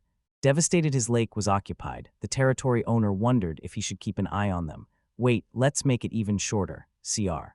The aristocrat builds 2 boathouses for a new recreation spot. Sea creatures loved these houses.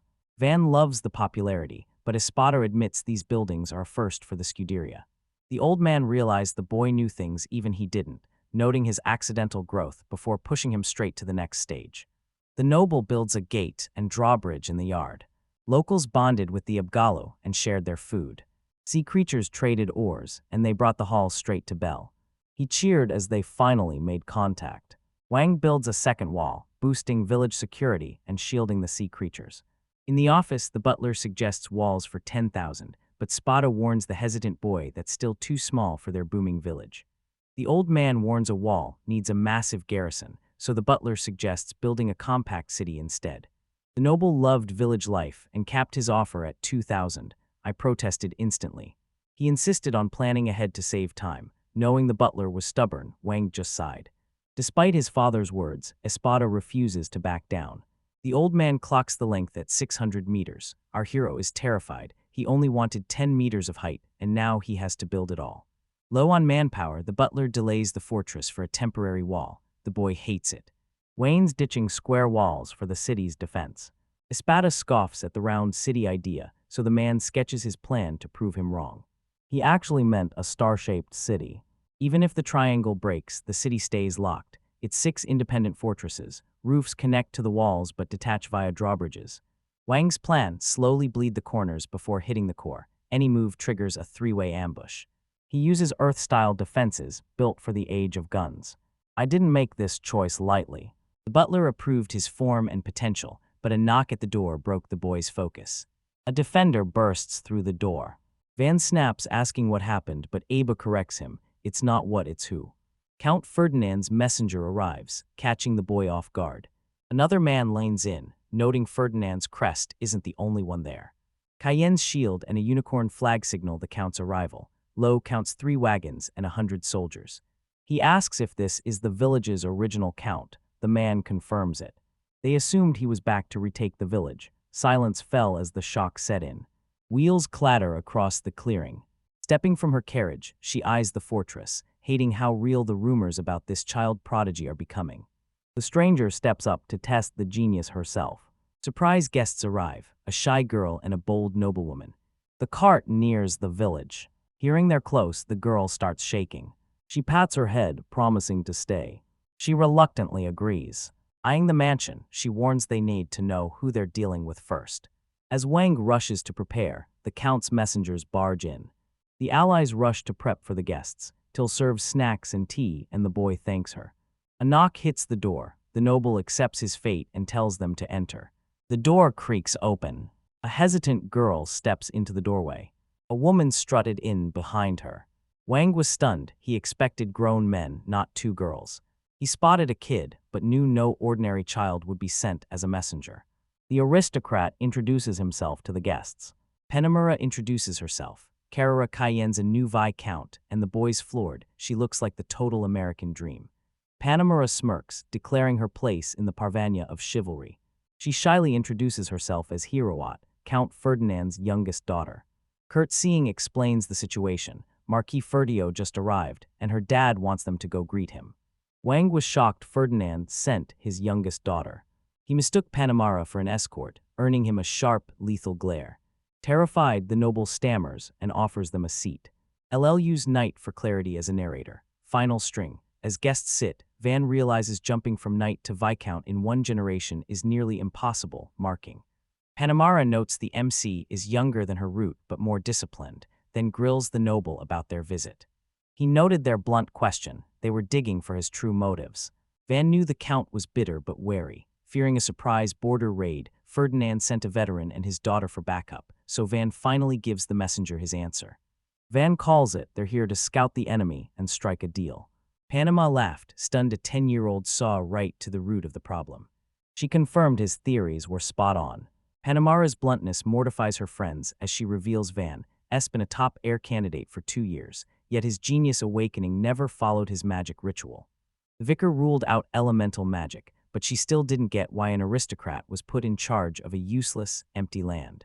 Panama calls Wang a rumored prodigy, noting most lords need years of study to develop their land. The envoy reveals the Count's doubt. Why give him land bordering Ferdinand and Jarnet? She finished her explanation with a glare, probing for the noble's true motives. Noble feuds are illegal and blunt talk is a crime, so Wang knows they're just testing his reaction. He stops hiding the truth and admits he has 0 elemental magic. The noble confidently dismissed their fears. He was simply sent away. Panama eyed them with total distrust. The messenger didn't buy it, calling the move pure insanity. The Vical questioned the child prodigy rumors, but Van played dumb. Panemara heard the village only had 100 huts. In just 2 months, he built a massive fortress wall and used legendary materials to rebuild everything. She also noted an elite butler and a master knight. Scanning the route, the Viscount saw her shaking with excitement. She grabbed her hand to calm her and made a suggestion. Panemar counts over 5,000 subordinates, leaving the boy stunned. The Viscount warns their stealth tech is a massive threat, but she believes Van exposed himself on purpose. The noble trembles in shock as she waits for his answer. The border is becoming a military base, and our hero covers his mouth to stifle a laugh. Wang knew his instant eviction looked suspicious. He stifled a laugh while the girls stared, waiting for an answer. Panemara turned serious, missing the joke. Sensing danger, the boys' guards reached for their swords. The noble laughed innocently. Protag laughs off the tension with an apology, but the baffled Viscount stays on edge, hand gripped tight on his sword. Wang calms down and apologizes, offering to clear the air, but Panemara isn't buying it. The noble's father only let him take Kamzina and 1 carriage of gear, while Kamzina stays on guard, hand tight on his sword. His family didn't even say goodbye. Forced to leave the city in secret, the boy's story leaves Root stunned. She asked about the knights, butler, and maid, assuming they were subordinates.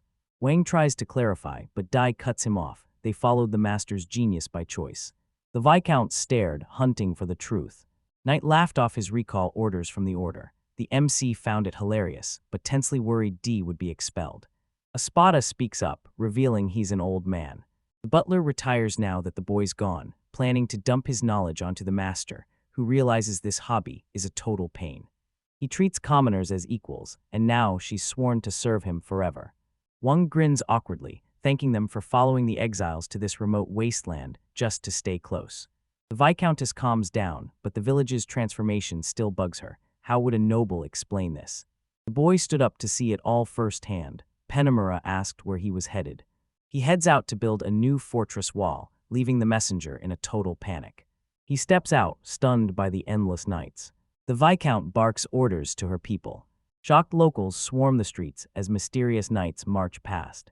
MC orders the workers to bring wooden blocks. They marched out the gate in a tight column on command. Suddenly, Panemara steps forward. The stern woman demanded to know their destination. The prodigy turns, knowing she suspects an ambush. Van asks if they've arrived. The butler confirms the plan but warns the corners are further out. MC requests a 2-meter wall for future adjustments, and the old man agrees. He announces they're building a fortress wall, stunning the girls, until a sudden noise rings out. Espada shifted the stone, making the noise. Arat and the Viscount are stunned, but Piedmer is floored. The old man is a retired top-tier 4-element mage. As he touches the stone, she realizes that if the magic fades, the wall collapses, but she cuts herself off.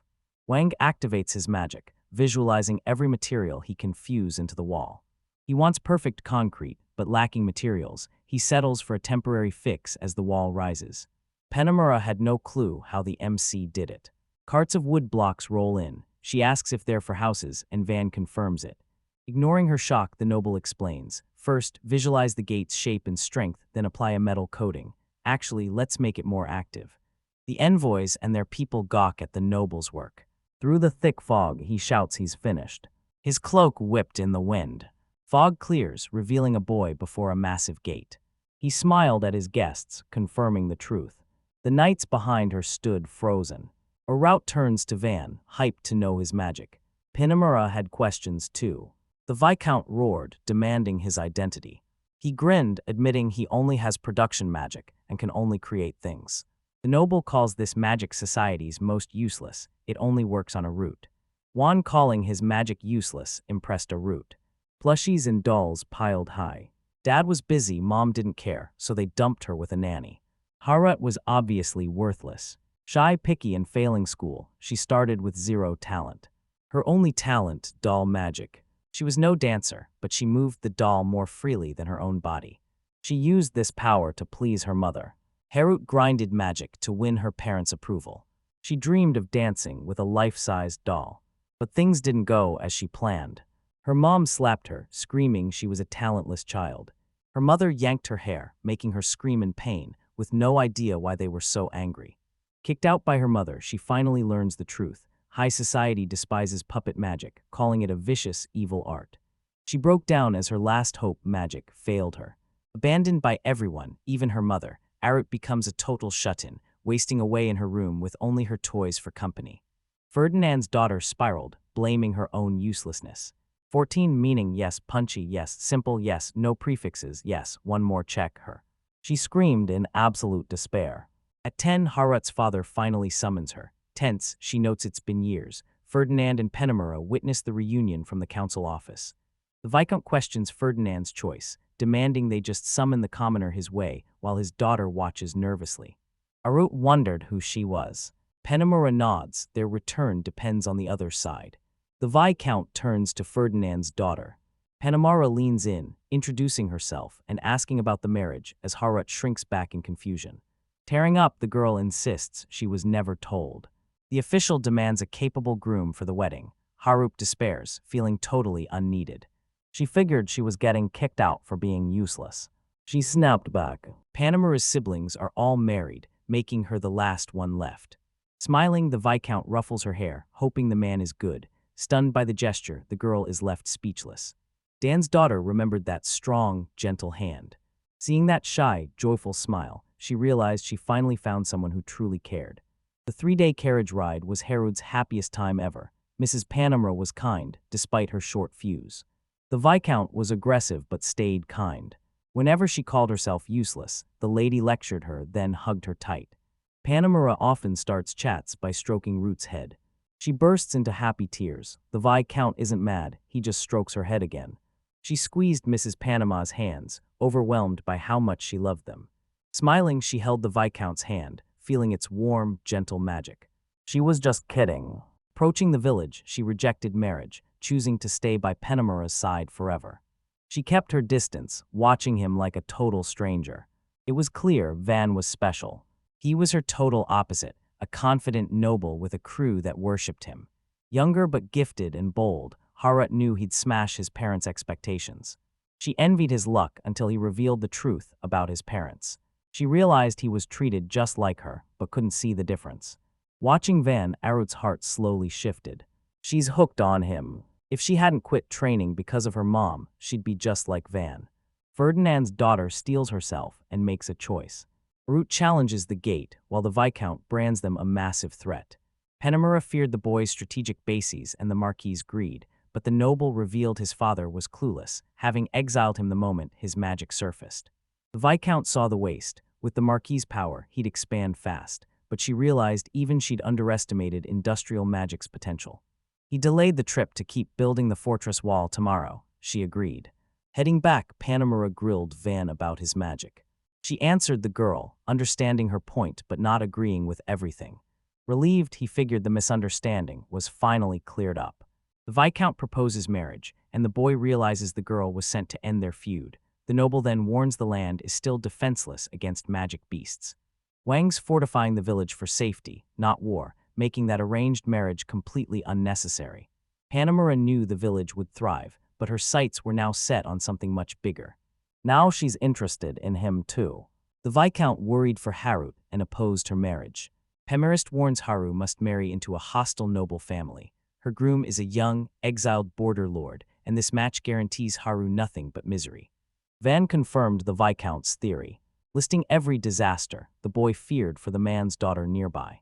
Penamura realized this was exactly why she traveled, to find a way to stop the girl's marriage. The noble finally gets why her route was doomed from the start. He wonders what she felt. Wang related to her struggle, but she smirks, claiming her mood's already shifted. Penamura wants Harut happy, so she's backing her marriage to Van. The Viscountess lists his strengths, leaving the boy stunned. She singled out his power. Penamura admits she'd marry him if they were the same age, stunning the aristocrat. Wang's embarrassed, but he's loving the praise. The praise worked. Penamura's won over. Van wants more, but keeps his poker face locked down. Viscount turns to Harut, asking for her take. S daughter hesitated, speechless. Result, she let the girl choose, but Ferdinand's daughter hesitated, speechless. Let's try to be even punchier. Tearing up, she admits Wang's a good guy, but she's still unsure. He's not ready for marriage, but agrees to stay in the village, knowing the kid is way too young to understand what they're asking. The aristocrat tells her it's a massive decision, take all the time you need. Penamura couldn't grasp Van's refusal. She warns Wang his rare power makes him a target for rival nations. He needs to fortify his territory now. He asks how this marriage helps. Penamura promises Count Ferdinand's backing, and most importantly, her own. Smiling, the Viscount claims the marriage stops Ferdinand's knights from attacking. The boy is skeptical. This sounds like a total scam. Wang weighed the offer but saw zero benefit for the Count. He saw no use for the guy. Penamura grinned as the tables turned. She's staying the night, giving him a day to think. If trouble hits, he can reach her or her route. The shocked aristocrat asks again, but Penamura just snorts. She laughs, finally seeing the real him. He's way better this way. Vi says he didn't look like a kid before. Van asks if her troops will stand down.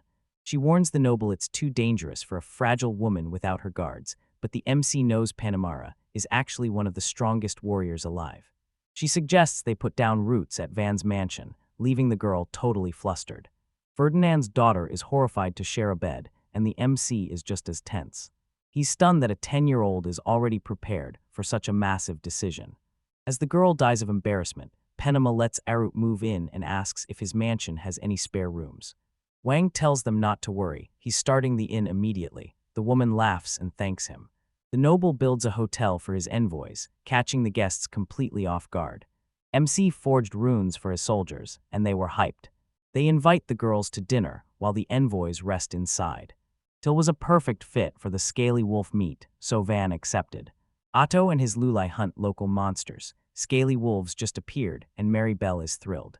The maid vows to cook a feast for his wedding to Mrs. Harut, leaving the boy shocked she actually supports them. She admitted she was definitely sad. Despite her feelings, she vowed to serve the couple as his foundation, leaving the MC stunned. Till thinks a kind wife would make life easy, but the girl's perfection has Van totally confused. Kamson didn't hate the girl, but preferred a powerhouse like Penamura to protect the boy. MC was shocked. Turns out Kamson likes his women tough. The spider trusts the Viscount, but the Count sees the marriage as worthless. He only sent his daughter away because she lacks four-element magic. Wang saw the butler struggle to admit they were both kicked out. Penamura might respect the hero's power, but marrying Ferdinand's daughter changes the game. Van realized marriage gives the nobles' village access, exposing their ballistas and weapons, and they can't forget the Abgalu. The Ferdinand deal failed, so the butler warns the MC to face his father. With the Marquis ready to cut ties, Wang asks if his father will invade the Count's land. Scuderia's decade of expansion turned neighbors hostile, making the king fear internal unrest above all else. The kid asks if it's even possible, so I break down the methods. The old man reveals the paths, and Van is hyped. She's focusing on the roots for now. No matter what, he respects her choice. The noble thought, they haven't talked yet, so he'll catch them at dinner as night falls. The whole crew sits down for dinner. He turns to Arut, asking if she likes the food. MC realizes more ingredients means they can finally make sweets. She's totally flustered. He even spoke to her. Blushing, she finally admits it. The food is delicious. Till loved the praise for our cooking.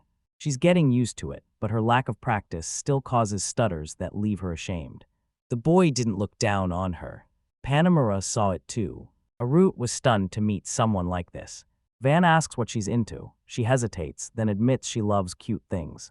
The noble claimed she loved small animals. Root loves dolls, but only likes animals that don't move. He realized he hadn't seen any dolls yet. MC asks to see them next time, and the stunned girl agrees. Root spotted. She was stunned by Wang's composure at his age. Relieved he isn't rushing, she offers to bring the dolls tomorrow. He thanks her with a smile. Her route is locked. A strange joy surged through her. Penamura notices the shift. Harut's mortified as the Viscount flashes a grin. The noble kept talking. She warms up to Van and decides she's not done talking yet. But her own insecurity still haunted her. She'd ask for it herself during dinner. Her lack of confidence upset the girl. After dinner, Penamura told the MC the village was peaceful. She loved the food. The Viscount notices the locals respect the noble. The boy had to agree. Penamura is stunned by his modesty. She'd have bragged to get famous outside the village. Wang says the locals supplied the materials. He just made it work. The noble says it's too early for pride. They need 1,000 people first. She laughs, promising to wait for that milestone. She switches paths. The Viscountess waves the boy goodbye. Arut froze awkwardly before Van. He figured she had something to say. He confirmed it with the girl. 5 minutes pass in silence. She's panicking and the boy is completely lost. Arut stumbles, struggling to speak.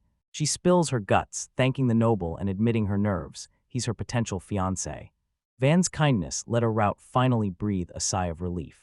She blurted out goodnight and bolted in embarrassment. The dazed noble thinks he nailed it. Sprinting down the street, she realized she'd spoken too fast at the end. Guilt-ridden for not hearing him out, she bolts through the stunned crowd.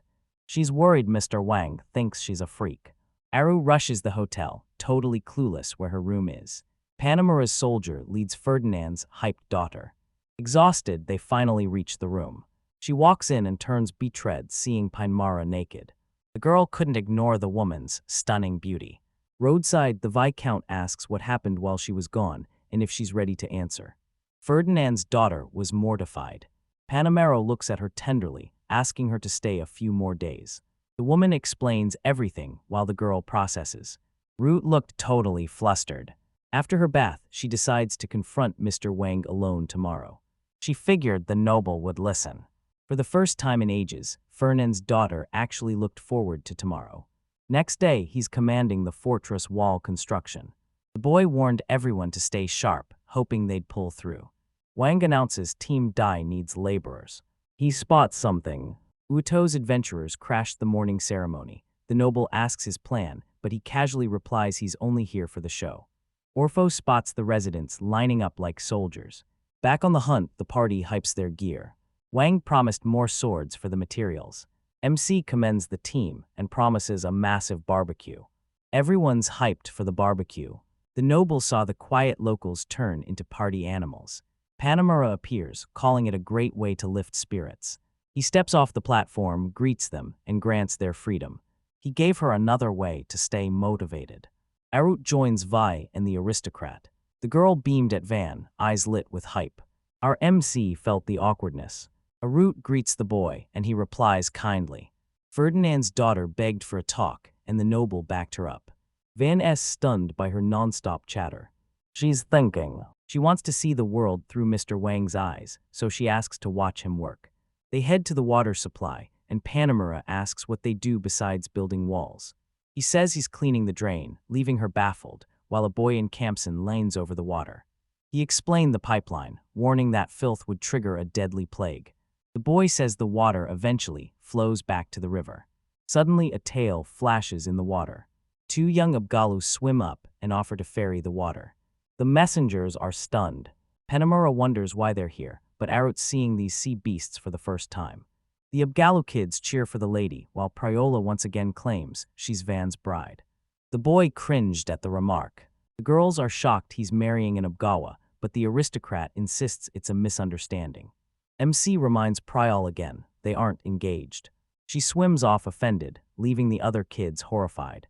The announcement was a brutal blow to Lara. The noble bribes them with fruit again, shutting them up. The boy tells the Abgali they're struggling to retrieve the waterproof slabs from underwater. Sea creatures jump in instantly. Later, the MC asks to shut them. The boys suggested a daily routine, and Wang jumped at the chance.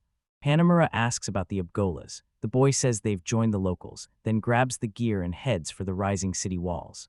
The Viscount calls them a ghost race, and Aruth mentions the Abgala. Construction's in high gear, classic Spoto efficiency. Juan reports the construction is moving at high speed.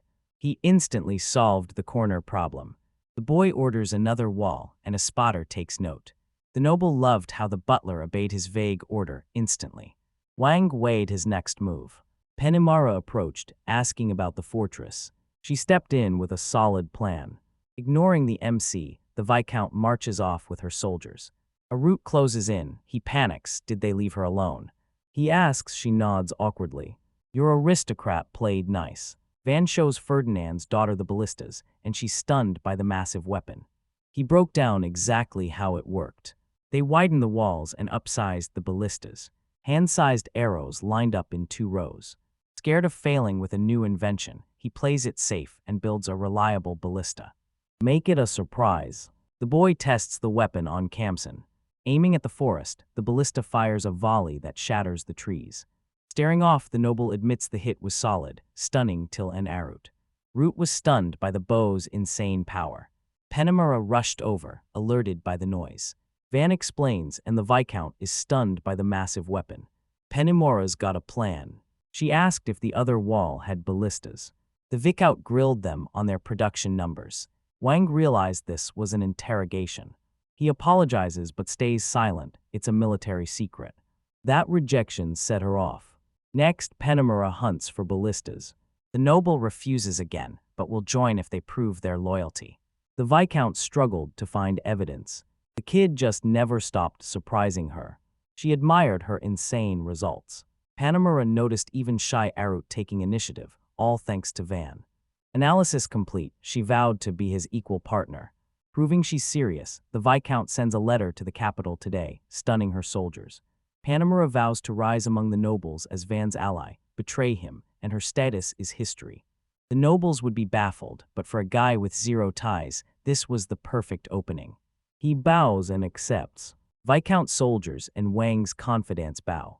Root scanned the area, planning his next move. Embarrassed, she bows back, but he knows he doesn't have to return the gesture. She cheers for her first collab. She trades 100 soldiers for the ballista for 2 weeks. The men salute, ready for duty. She won't tolerate any flaws when she returns. Wang saw the potential. A trained team meant endless possibilities. He broke down the transport details. Kemson nods to Till and tells the Viscount to take a master-made arrow, but she's clueless. The boy hands her the MC's sword. Wang was hyped about his new sword and had been talking it up with Penamura. He wanted to see a new side of Kemson. After learning, he admired Penamura. Penamura realized swords were useless against heavy armor, so Kemson grabbed a spare blade to test. She draws her backup blade. Viscount's hyped even one chip would be a miracle. Kemson draws his sword, apologizing in advance. The boy struck with a light flick. The blade was unscathed. Penamura thought her strike slipped. Suddenly, the sword snaps. The Viscount's reserves back half snaps and falls. The soldiers stared in pure shock. She couldn't find the answer, and Kemson loved it. Wang reveals the secret. It's the manufacturing, not the material. Penamura asks if the arrows match. He says they'll pierce 3 armored dragons. The soldiers and Viscount are stunned. They stared at the ballista, horrified. Penamura buys the arrows at any price. Van thanks her. Drunk, happy locals swarmed her path, begging him to protect their master. She blushes as he calls her the perfect match for the MC. She awkwardly listened as the drunks argued. Wang claps his hands. He scattered the crowd, harassing the guests. The men laugh and act out. Protag realizes drunks are the same everywhere. He banned seconds as punishment, and they were livid. The noble invites the embers to dine at Root. Drunks whined behind them, earning a sharp glare from Till. The men went dead silent. Kemzel and Van debated the construction timeline. Araut asks how much of the wall is finished. MC says all of it, leaving her stunned. The construction was way off schedule. He remembered the royal capital took 3 years to build. The nobleman knew this would take forever. Slaves handle the labor, while the elite 4-element mages are busy at war. Even magic earth walls end up as simple blocks. He had to finish building before Langle arrived. Araut asked why, fearing the man was dangerous. The boy just smirks. He was dead set on catching him off guard. The adventurer bolted. They've got a tail. Penamura's crew proves their worth. Magic outpaced the wall's foundation. A bit weird, the wall's foundation couldn't keep up with Espada's magic. Let's try. They add the final touches. Dinner's over and Espada and D drag the MC off to study. In under 2 weeks, both fortress walls are finished. New double-barreled ballistas arrive. Penamura notes they've already helped plenty. She lost count of Van's constant surprises. He clocked the Viscount's form, nearly blurting his thoughts out loud. He slammed his hand over his mouth. He reveals his next development plans. Penamura envied the noble, desperate for her own territory. She promised Van free land for his next victory. Suddenly, people rush toward them. The forest rumbles as the beast smashes trees. Adventurers bolt from the forest and dive for cover. The dragon is right on top of them. A massive dragon bursts out, charging the fortress. Panic spread. The adventurer stalls him, buying time for the others to reach the village. Wang weighed the right moves. He sensed the danger, and the crowd was ready for battle. Panemura steps up. The noble rallies, shouting for Ortho to fall back and unleash the ballistas. They barked orders. Viken ids the forest dragon as the enemy and issues orders for Aruth. She's worried. MC saw Aruth's fear. He eased the tension. He calmed her with weapons and powerful allies. The noble saw Panemura was in on it. Van vows victory as Arut cheers them on. He sends till with the girl, and she agrees. Adventurers rush the gate, a raging dragon hot on their heels. Wen barked orders, realizing flying enemies are a nightmare to fight. Target the wings to ground him. The adventurers stare at her, completely stunned. Run and forget me, she screamed. Ortho stiffened. The adventurer distracts the monster to buy plurial time. The dragon ignored them until they struck first. Furious, he charges after the man. Tearfully, he begs his comrades to run. The party listened as Kesaro fumed over being abandoned. Ortho trusts his speed and gives the order. He raged through his tears, refusing to back down. Zara argues with the boss, vowing to remind him. Van hopes it's just for fun. MC orders them to aim and fire. He threatened to eat Zara if they slowed down, and the adventurer wasn't having it. Panemura claims she can stop him. The Viscount readies his strike. Wang figured the Count put this kid in charge for a reason. Her power was obvious. A firestorm erupted in the sky. She hurls a fire spear at the beast, but the dragon dodges. Monster claws. Defenders unleash their ballistas. They nailed the wings. Van clocks the beast's sharp eyes, weaving through its strikes. Those wounds should slow the dragon. He orders the second shot. Ballistas rain arrows. The beast snarled and dodged. The noble cursed, his second shot did 0 damage. The adventurers bolt through the gate, finally safe. The boy killed the mood. The attack isn't over yet. Panemura summons another fire spear. She's buying time. Everyone retreat to the village. Dragon dodges the fire again. Panemura flicks her hand, instantly striking the rebounding monster.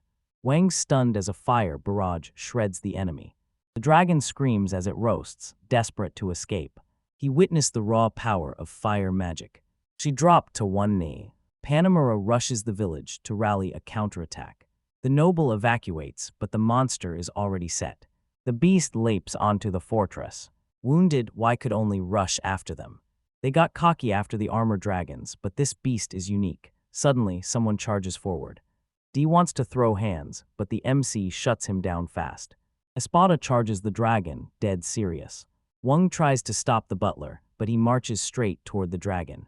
Wang tries to stop the butler, but he marches straight for the dragon. His persistence pissed the noble off. The kid refuses to leave without him. Smiling softly, the butler says that's a problem. The old man promised to stall and return. He wasn't satisfied and refused. The dragon charges until an earth pillar erupts. The strike connects. The old man is satisfied, leaving Wang stunned by his power. But he realized it was already too late. MC desperately tried everything to urge the butler on. Seeing the old man struggle to run, Kamsen steps in to help. Wang hands the butler to Kamsen and bolts ahead. The noble eyed the fortress. I sprinted hard, but the village was still miles away. Wang brainstormed ways to help those losing stamina. Panemura and his men take position. Wang barked orders mid-sprint. He rallied the shooters mid-run. The Viscountess asks him for her next move. The boy's stunned. Panemura is actually waiting for his command. He tells her to magic bind the dragon and unleash a ballista volley. Smiling, the Viscount admits she can't top that plan. She's hyped for her first magic lesson, while Van just stammers a nervous apology. The dragon bursts from the rocks. The monster lunges. Wang needed a way to stall for the evacuation. Suddenly, a cloak flashes before him. D and his knights step up to buy time. Wang's stunned by their bravery. Closing in on the monster. Dragon spots him, roars, and the knight screams. Knight slashes the monster's paw, sending claws flying. The dragon roars and tail swipes, but the assistants are ready with shields. The beast hunted humans. Espada and Wang lock eyes. The mage strikes the monster. Butler traps the dragon under stone again, saving the knights. The monster shuts down the attack. Wang tells Espada and Kamsen to move it. Butler and Kamsen bolted. Dai Rose falls, retreat. Wang's stunned, they're charging forward despite their injuries. Dragon hunts the knights. Close enough, he orders Panamura. The fire spear rockets toward the monster. The dragon blocks with its wings. Flames roared. The aristocrat orders a volley from the village's west. The monster shrugs off the flames. Arrows rain down on the dragon. Most missed, but the hits were devastating. Wang timed the opening, ordered fire, and the dragon roared in pain. All eyes on the monster, their last hope. Monster down. He blocked his head, but the arrow still tore through his body. Those wounds are fatal. The noble readies more volleys just in case. Panamura watches on edge. Wina's diet, check. Knight creeps toward the dragon. The crowd trembles as D stalks the monster. Sword leveled, the knight spots a staring eye. The toothy maw snaps open, lunging to devour D. He narrowly dodges the closing jaws. The knight finishes the monster. Dragon down. The knights cheered their victory. Wang sizes up the threat and sighs. He turned toward the fortress with total confidence. He tells the defenders the enemy is finished. The crowd erupted in a massive victory roar. The fighters finally breathed easy. The town cheered the victory. Aaron rushed over, asking if Van was okay. He smiles, says he's fine, but points out who really needs help. The kids hit his limit. Panamura closes in. She praised his leadership. The Viscount hails the noble for another dragon kill. He protests while the villagers behind him talk battle. He admits he only won thanks to luck and his team. She agrees. She notes the Count's land would have been hit way harder. The noble thought the defenses were stronger. Panamura says no heroes are here. D and Espada are just resting in the back. Wang grins, declaring the whole team is their pride. The Viscount hyped the ballista's insane power. He says he's still got room to grow. She suggests a party to celebrate D, Van, and Espada's achievements. Wang's stunned by the new Dragon Slayer title. Vanna declared victory from the estate balcony. The MC rewards the key players. First up, Panamura Carrera Cayenne. The Viscount's glare silences the crowd as they snap to attention. She shocks the crowd, claiming any other city would be rubble, but their teamwork saved them. Panamura notes 0 casualties and minimal damage. The crowd roared as the Viscount named the heroes who secured their victory. D declares his worth. The second, a spotter. Panamura smirks at the final hero. Crowd roaring, she announces Van. She lists his merits, leaving him totally embarrassed. The Viscount reveals the noble's role in the battle. Everyone roared his name. Stunned by the love, the boy waves back warmly. The ceremony ends. Cutting begins, and Panamura is still stunned by the weapon's insane sharpness. The Viscountess counts hundreds of swords, but the noble demands 5 gold pieces for the craft. Gaggle Mengansai. Vi's account and our soldiers secured the materials fast. The warehouse was packed. Next, an even bigger warehouse rose up. While nearly finished, Lango the merchant returns. He was stunned by the changes. His brother warns him, this is just the beginning. Wang greets Lango. The man arrived leading a massive trade caravan. Mary Bell tags along to the warehouse as the MC ushers the merchants into the carriage. Merchants were stunned, a dragon was inside. Merchants are stunned as the kid hypes his future profits. Bell counts over 100 white gold coins. Wang gaped at the massive total. He asks the merchant about the trades. He explains it's the capital's public auction for high-end items. He told Bella he and his brother are getting a cut. The merchant praised the boy's smarts and heart. Mary saw he'd risk his life for that profit. The aristocrat pitches a new trading company. The proposal stunned Bella. The merchants are stunned by the village's massive upgrades. Offers flooded in, one even suggesting he open a store. A merchant from Mary's company. Wang broke down the buy and sell prices. A merchant offers a fair price for the shell dragon, promising future favors. He saw right through the conversation. This battle was legendary, and nobody cares about future ties. As the village expands, they'll pay top dollar for raw materials. They don't care about this remote village, they only want the profit. Analysis finished, he thanked them for the talk. Wang heads out, but a merchant warns those two are a lost cause. They fought to prove they were the MC's best option. To ditch them, he shouts the merchant's offer, catching Lengel off guard. The man demanded a higher price. The traders pounced to shut Lango up. That fury rattled the merchant. Bell steps up for his brother. Traders glare as Mary exposes the scheme. The merchants hated this. A merchant tries to bribe Bell. Wang heard them loud and clear. The brothers proved they're legit. To Mary, honesty was everything. The brothers believe trust is the ultimate future profit. A trader threatens to kick him out of the company. Fight over, he asks if they're okay. The brothers hated the greedy merchants. Bell sticks to trading solo. Merchants grabbed their gear and talked business. Starting a trading company requires an aristocrat's recommendation, but they'll demand a massive cut of the profits. These nobles rake in cash for doing nothing. Van asks about the collection. Mary Bell made it clear, everyone has their own. He asks who recommended Mary's company, and the brothers get hyped. Mary's backed by the ruling Berlin royals, and the boy knows it's bad news. A grand trading firm looms behind. Wang knows, higher noble rank means a stronger company. The hero sees the company's noble backing, but Wang sits back, legs crossed, hating the system. Chin in hand, the boy calls the king's favoritism unfair. Across the van, the manager and his brother offer Mary's company prime deals anywhere, using the knightly order's rare loot and slaves to hook every feudal lord. He reveals Chairman Mary Triumph was the king's concubine, shocking his brother as her rose-hatted image appears. Wang warns things are spiraling fast. Hero knows if the Mastasio traders spot their rivals starting a business, support will vanish. He can already hear them whispering. Wang says the Merchant Guild is a global giant. With their HQ abroad, they can approve any company that meets their terms. The manager agreed, thanking Wang for the new store and the zero money issues. The boy worries about noble support, but Wang instantly rules his family out. His father was a lost cause and his brother lacked the rank to help. Only one noble remained, Wang said. He'd ask Vicat Panamara for backing, his only noble contact. The group beamed. Wang promised to convince the vicar, but the merchants ignored him, celebrating with tears and hugs.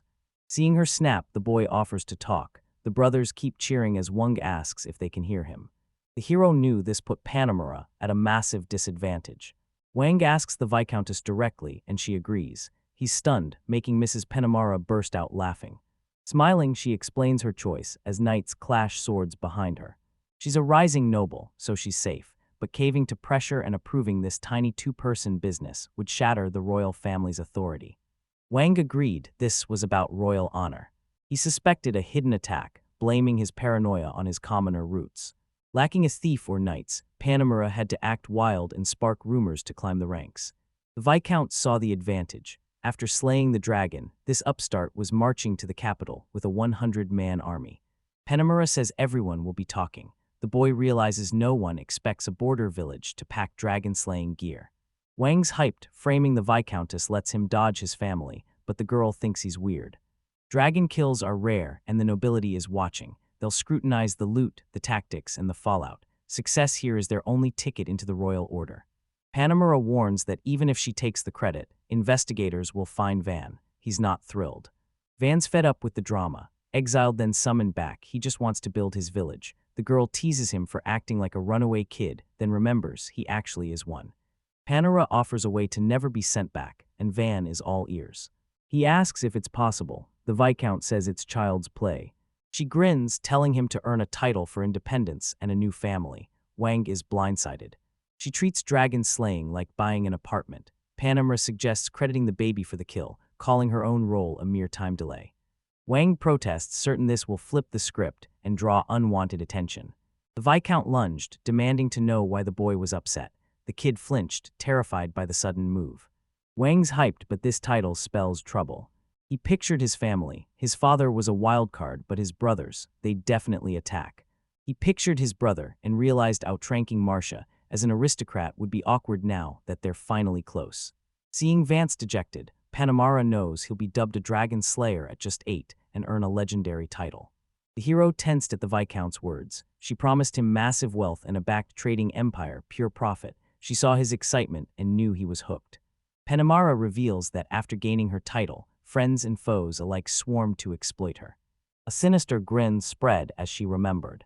Magic fire blazing, she claims they're all ash. Van yells in shock, the ashes. Panama laughs, advising ballistas to crush enemies. Mass slaughter ensures no one rebels. Van shudders at the ruthless survival tip. The hero warns that taking all the credit leaves the vicar with no way to rank up. Panamera grinned, asking if he was actually worried. She didn't think her life would stress an 8-year-old, while the vicar snarled like a wolf. Van shook like a cornered rabbit, insisting he wasn't afraid of her. Still feeling like a rabbit, the boy begged the Vike not to eat him. She laughed. His answer was as funny as ever. Panamera grinned, telling Wang he's safe. She won't eat him for 5 years. She claims Van needs dragon feet to keep growing. He freezes, unable to tell if she's actually serious. 2 days later, Lingo offers 130 white gold. Wang smiles and accepts, leaving the pair stunned. Deal closed. The hero figures the deal is set. He or Panamera recommend the trading company for a 10% cut. Wang figured Lengo hit the harbor to sell forest and shell dragon parts. Suddenly, someone screams, "Did the merchants just bail?" Workers swarm as the manager's brother confirms the merchants left empty-handed. They're still in reach, but the manager is fuming. He can't face the trading company with. Panamera sighs. The merchants expect mercy. With the shipment lost, they're forced to sell everything for 80 white gold pieces. Van panics, swearing he'd never want that. The boy asks to use his custom cart with Ordo's crew. Panamera agrees, leading her army to the capital to claim the title of Van. She handles the escort and manpower, so Wang's worry-free. The hero beams, absolutely thrilled. He thanks a stunned Panamera, certain they're safe as long as she's nearby. She blushes, admitting that such open trust is embarrassing.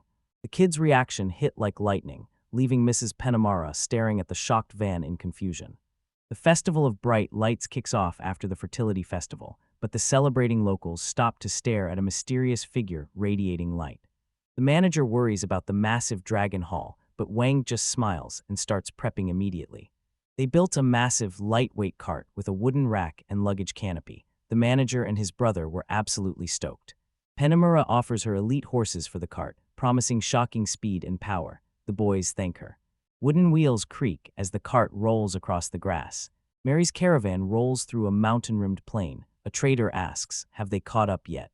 Mary's traders call the brothers stubborn fools, knowing they'll never sell raw materials in this wilderness. The annoyed merchant warns, no deal, no caravan. They'll soon regret saying no. Chaos erupts as a mysterious cart appears. Clear the way, someone shouts while panicked merchants demand answers. A cart rolls past. Stunned merchants wonder what knights are doing in this village. One man asks if it's the Marquis's carriage, but the other snaps that Van Ferdio is just an exiled youngest son. This isn't a noble's ride. A KRVM member points in shock, shouting for the others to look. A unicorn flag flies over the carts. The caravan is stunned. Mary's traders gaped from their carriage as Viscount Cayenne galloped past, her face perfectly calm. Traders gaped at Lango as he gripped the reins with a confident smirk. Mary's crew froze as they recognized Mrs. Panamera. The wealthy noble should be in the Count's territory, so why was she here with Lengigo? Merchants realized if these two teamed up, Belen Lango had their own firm. They were dead wrong. These guys had transport and buyers all along. If this is true, the merchant's trip is a total loss. They're panicking over their contract to deliver 40 shelled dragons. Returning empty-handed meant losing their merchant status. They blew a 100 white gold deal that would have netted everyone a massive profit. The merchants are split. One wants to apologize and help with the extra trips, but another refuses, claiming they've already been kind enough. He told the boss Bell and Lengo sabotaged them and lied, sweat pouring down his face from the pressure. He ordered a retreat. Everyone's stunned. The merchant begs for mercy as the carts roll across the mountain plains. Meet the ruler of Scudariadino and Zola Berlinetta. King at 16, he revolutionized the military by 20, building their most powerful army ever. King Dino's reforms prioritize the military. Every officer adjutant rank and below must be a battle-hardened veteran, while the commander ensures loyalty through blood ties. This reform costs time, effort, and blood. Before, every noble automatically became a knight adjutant, leaving incompetent heirs unemployed. Meanwhile, wealthy houses like Count Ferdinand and military elites like Marquis of Furcio surged ahead. Promoted to Count's-Guard commander at 16, she survived the Aranet War and led her platoon to a victory that changed the tide of battle. Now a noble, she owes Count Ferdinand for promoting a lowly knight and securing her title. The king fast-tracked her to Count in just 6 years, and now he's certain she's back to demand another promotion for her latest victories. Glaring, he questioned her demand to pass the title when no successor existed. This was Scutiria's 43-year-old king, Dino and Zola Berlinot. She explains he guards a border village alone, making a trip to the capital impossible. The king questions why a minor lord with vague achievements deserves a promotion. The king chuckled. A recommendation from a legendary general was promising, but how did this guy win in the sticks without a single knight? He was intrigued, but he needed a real explanation. The girls announced a dragon conquest, stunning the throne room. This wasn't a defense, it was an invasion. The king's advisor is stunned, a four-element mage from this tiny village, but the girl reveals he was actually kicked out by his family for having useless production magic. By the ship, a man asks if the dragons are dead. The king cuts him off, demanding to know who he is. That's Van Nefertio, son of the Marquis, a hero who slayed dragons at just 8 years old. Pro's confused since the Marquis never reported this, but the girl claims the target, the villagers, and she herself are all the proof he needs. The day he reached that tiny village, bandits attacked, but the boy and his crew crushed them and saved everyone. The king's shocked the kid actually won, and the girl knows she's finally caught his eye. He fortified the village and rebuilt the homes, leaving everyone shocked that an 8-year-old pulled it off. The ancients' force had 100 commoners, the knightly order's deputy, the marquis, 2 knights, a butler, an old mage, and 5 adventurers. She even helped. Van Nefertio won with 0 casualties. The advisor is skeptical, but she's got the dragon loot to prove it. She drops the bomb, 40 shelled dragon carcasses. The men scream in shock, even for capital knights. A battle like that is a nightmare.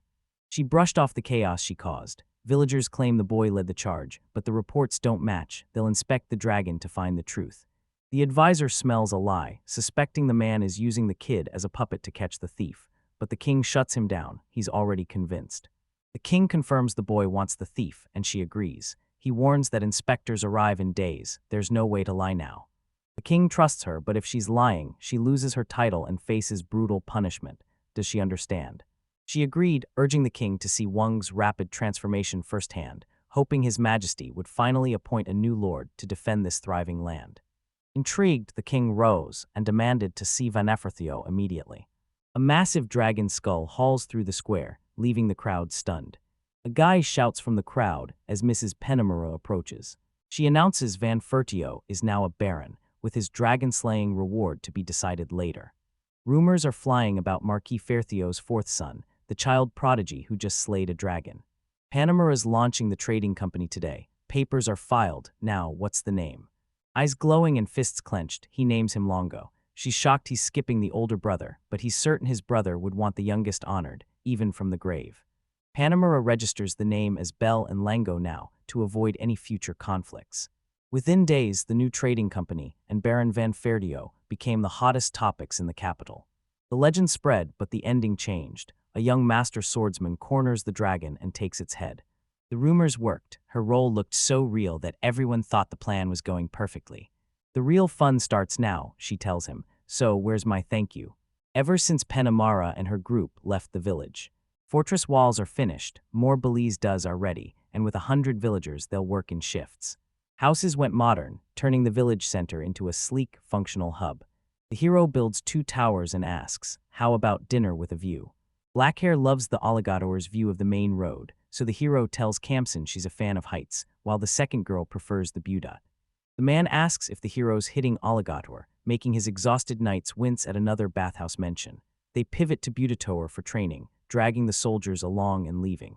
10 minutes to the top. The hero's gassed, but Kamsen blasts past the group. Hero calls her tough, but she warns that once they stand, they're finished. They finally hit the tower balcony. The trio smiles at the view. Despite only 100 residents, the advanced buildings and gear make this village look like a city. It'll be renamed soon. Van killed the name Vanna Village, but the locals won't let it go. He's expecting Vanna City jokes next, and even Till thinks it sounds perfect. Nay thinks she's mocking him, but she denies it. Kamsen calls the hero, pointing to the side. The hero's vision dropped to villager levels, killing his long-range sight. Kamsen blames it on him constantly staring into the distance. Kamsen reported no soldiers, just kids, elders, and servants. Stunned, the hero questioned if the scout's gifted eyesight was actually that sharp. With an hour until arrival, they break for lunch. Till serves his favorite fried egg sandwich, made elite thanks to Mr. Bell's premium bread. The boys rave about the food, just as someone rushes over. The girl calls to Mr. Wing. Struck by her beauty, the hero smiles. Panamura heads to the capital, Aruf stays behind, and Espada begins her training. The hero asks Harut what happened, dropping formalities for the young girl. She's tiny and calling her lovely. The hero feels a bond beyond love as he strokes her hair. She blushes hard. He's charmed by her sweetness and apologizes for the accident. She stammers, telling him to just call her Root. Finding it cute, the hero asks if it's possible. Shyly says she's just making things easier. Calling her Arut, he asks why she's here. She stammers a warning about fugitives, but the hero catches her questioning tone on the word village. Crowds are swarming and the path to the village is wide open. She asks for a plan, suggesting they talk at Mr. Wang's house. She's finally opening up, and despite her shyness, her posture demands his attention as she rambles about the latest village gossip. The hero moves the talk to his house, but first, he checks if their guests are friendly, till reports Ordo's team hit the forest before noon. Hero recalls D, his squad, and a spotter. Kumsin salutes and bolts for the far tower, his insane energy catching the hero off guard. The hero saw construction as training, but Kamsin's insane grit blew him away. Kempstein conquered D's hellish training. Kamsin doesn't realize he's already one step ahead of the hero in fencing. Abu and Ro are burning out from their rivalry, and the hero's stamina is lagging behind. Root calls Kamsin amazing. In this world, the fastest, strongest kid is the hero. A crowd arrives. The butler identifies them as outsiders with a rep at the door. The hero lets them in. An old man enters, apologizing and asking if this is Seat Village. The hero repeats his question. The old woman expected Seat Village, but this city was on a whole other level. Hero asks Spotter about Seattle. The butler explains that ancient Seat people lived here, and their ruins gave the village its name. The hero screams, the village has a name. 8-year-old Mr. Wang was played in a massive scam. The hero didn't know the village was named after him, and the butler was dying to see his reaction. Regardless, the old man confirmed it. They'd finally reached Seattle. Hero asks why they're here. The old man's stunned. The village is unrecognizable since his childhood. Hero demands an answer again, then remembers he already got one. The elder says the neighboring village is finished. With no youth and crushing taxes, they can't resist alone, so they've come here to seek refuge. Hero asks about resettlement and the missing youth, assuming they left for city jobs, but the old man reveals they were forced out. The old man reveals the youth were drafted for war. The hero presses for more info. No workers means no taxes, and the Count has abandoned them. The hero realizes they're from Count Ferdinand's territory. Sturkey lied it's a grueling 2-week trek. To escape the Count's judgment, they skipped the nearest city and fled straight to the Marquis's territory. Fear the Count, then don't take the villagers. Stealing his people makes him look weak, and that spells trouble, but these people risked everything to reach the hero. Hero wants to avoid the Marquis Count feud, but he won't turn his back on those in need. Hero asks if the whole village is moving. Shaking, the old man begs for acceptance. Hero promises food and shelter with 0 taxes, just work for the village. The man asks if it's paradise, but the hero needs numbers. 13 are here and 3. The hero offers 1 house per family, warning them not to expect more. The old man beams. It's already more than they ever dreamed of. The old man questions the hero's kindness, offering his 3-year-old granddaughter as a servant. The hero shuts him down. Don't sell your grandkids. The hero is stunned. These people trade humans like New Year's gifts. He's heard of servant cultures, but seeing it firsthand is unsettling, even compared to Japan's wildest stories. LL just say 2 carts. Final result. Shocked by their disregard for life, the hero offers 2 spare carts. The old man accepts, using cows to pull them. The hero asks about milk cows, and Starkey confirms. The Count's famous pastures mean the village is full of them. 5 or 6 calves are born and mature every year. Despite annual sacrifices, the herd stays over 10. Moving here means more cattle, so the hero recruits Mr. Orto's team. He tells the exhausted old man to rest, while the soldiers' inn provides food and beds for everyone. The old man isn't the village chief, leaving the hero stunned. Later, the villagers are stunned by their gorgeous new home. It's even bigger than the village chief's mansion. The kid tells him to shut up. They know the owner swaps houses. A mental laugh mocks him, claiming the rival's house simply had better furniture. The heroes plan a party for the arriving villagers. The stunned crowd questions them, so the hero reveals his new bathhouse and invites everyone in. Hero tells Tillin to gather the village, prep food, and host the guests. The boys agree. Herod approaches Van, asking about the people's fate. Van remembers she's actually Count Ferdinand's daughter. He made a great impression, claiming they fled a dangerous nearby village and just needed food and shelter. Root promised a better life through his good deed. Since he claimed they were neighbors, she never questioned their true territory. 2 months since she arrived, Van checks in and asks if she's staying for good. She stuttered, agreeing it was for the best.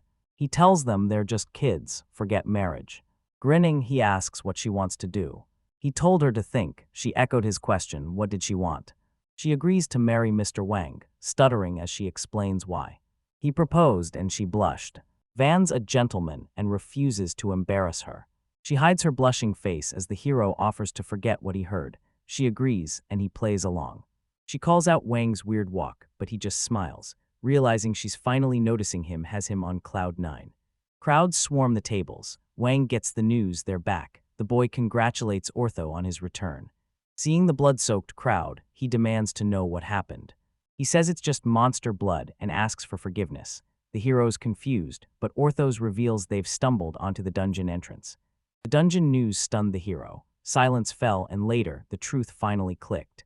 The hero found exactly what he was avoiding. Yellow birds, fat merchants, and monsters love him.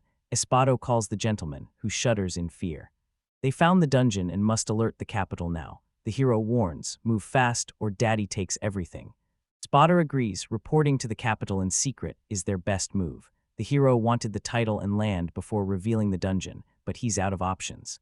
With a new Adventurers Guild coming, we need shops, inns, and gambling. Add a night watch for safety and prep for the incoming villagers and livestock. He's summoned, gifted a horse, and ordered to deliver a report to Cassar. He's stunned. Is Van really sending him alone? Hero asks if the lookout found the dungeon. Cassar clutches his heart, stunned he guessed right. Ortho trusts Cassara's strength but wants to join her. The hero declines, busy escorting villagers, and proposes one large gold coin for the 2-week job. Ortho warned Cassara to stay alert on the road to the capital, yelling that they're heartless. Pitying him, the herd's hero handed over a mithril sword.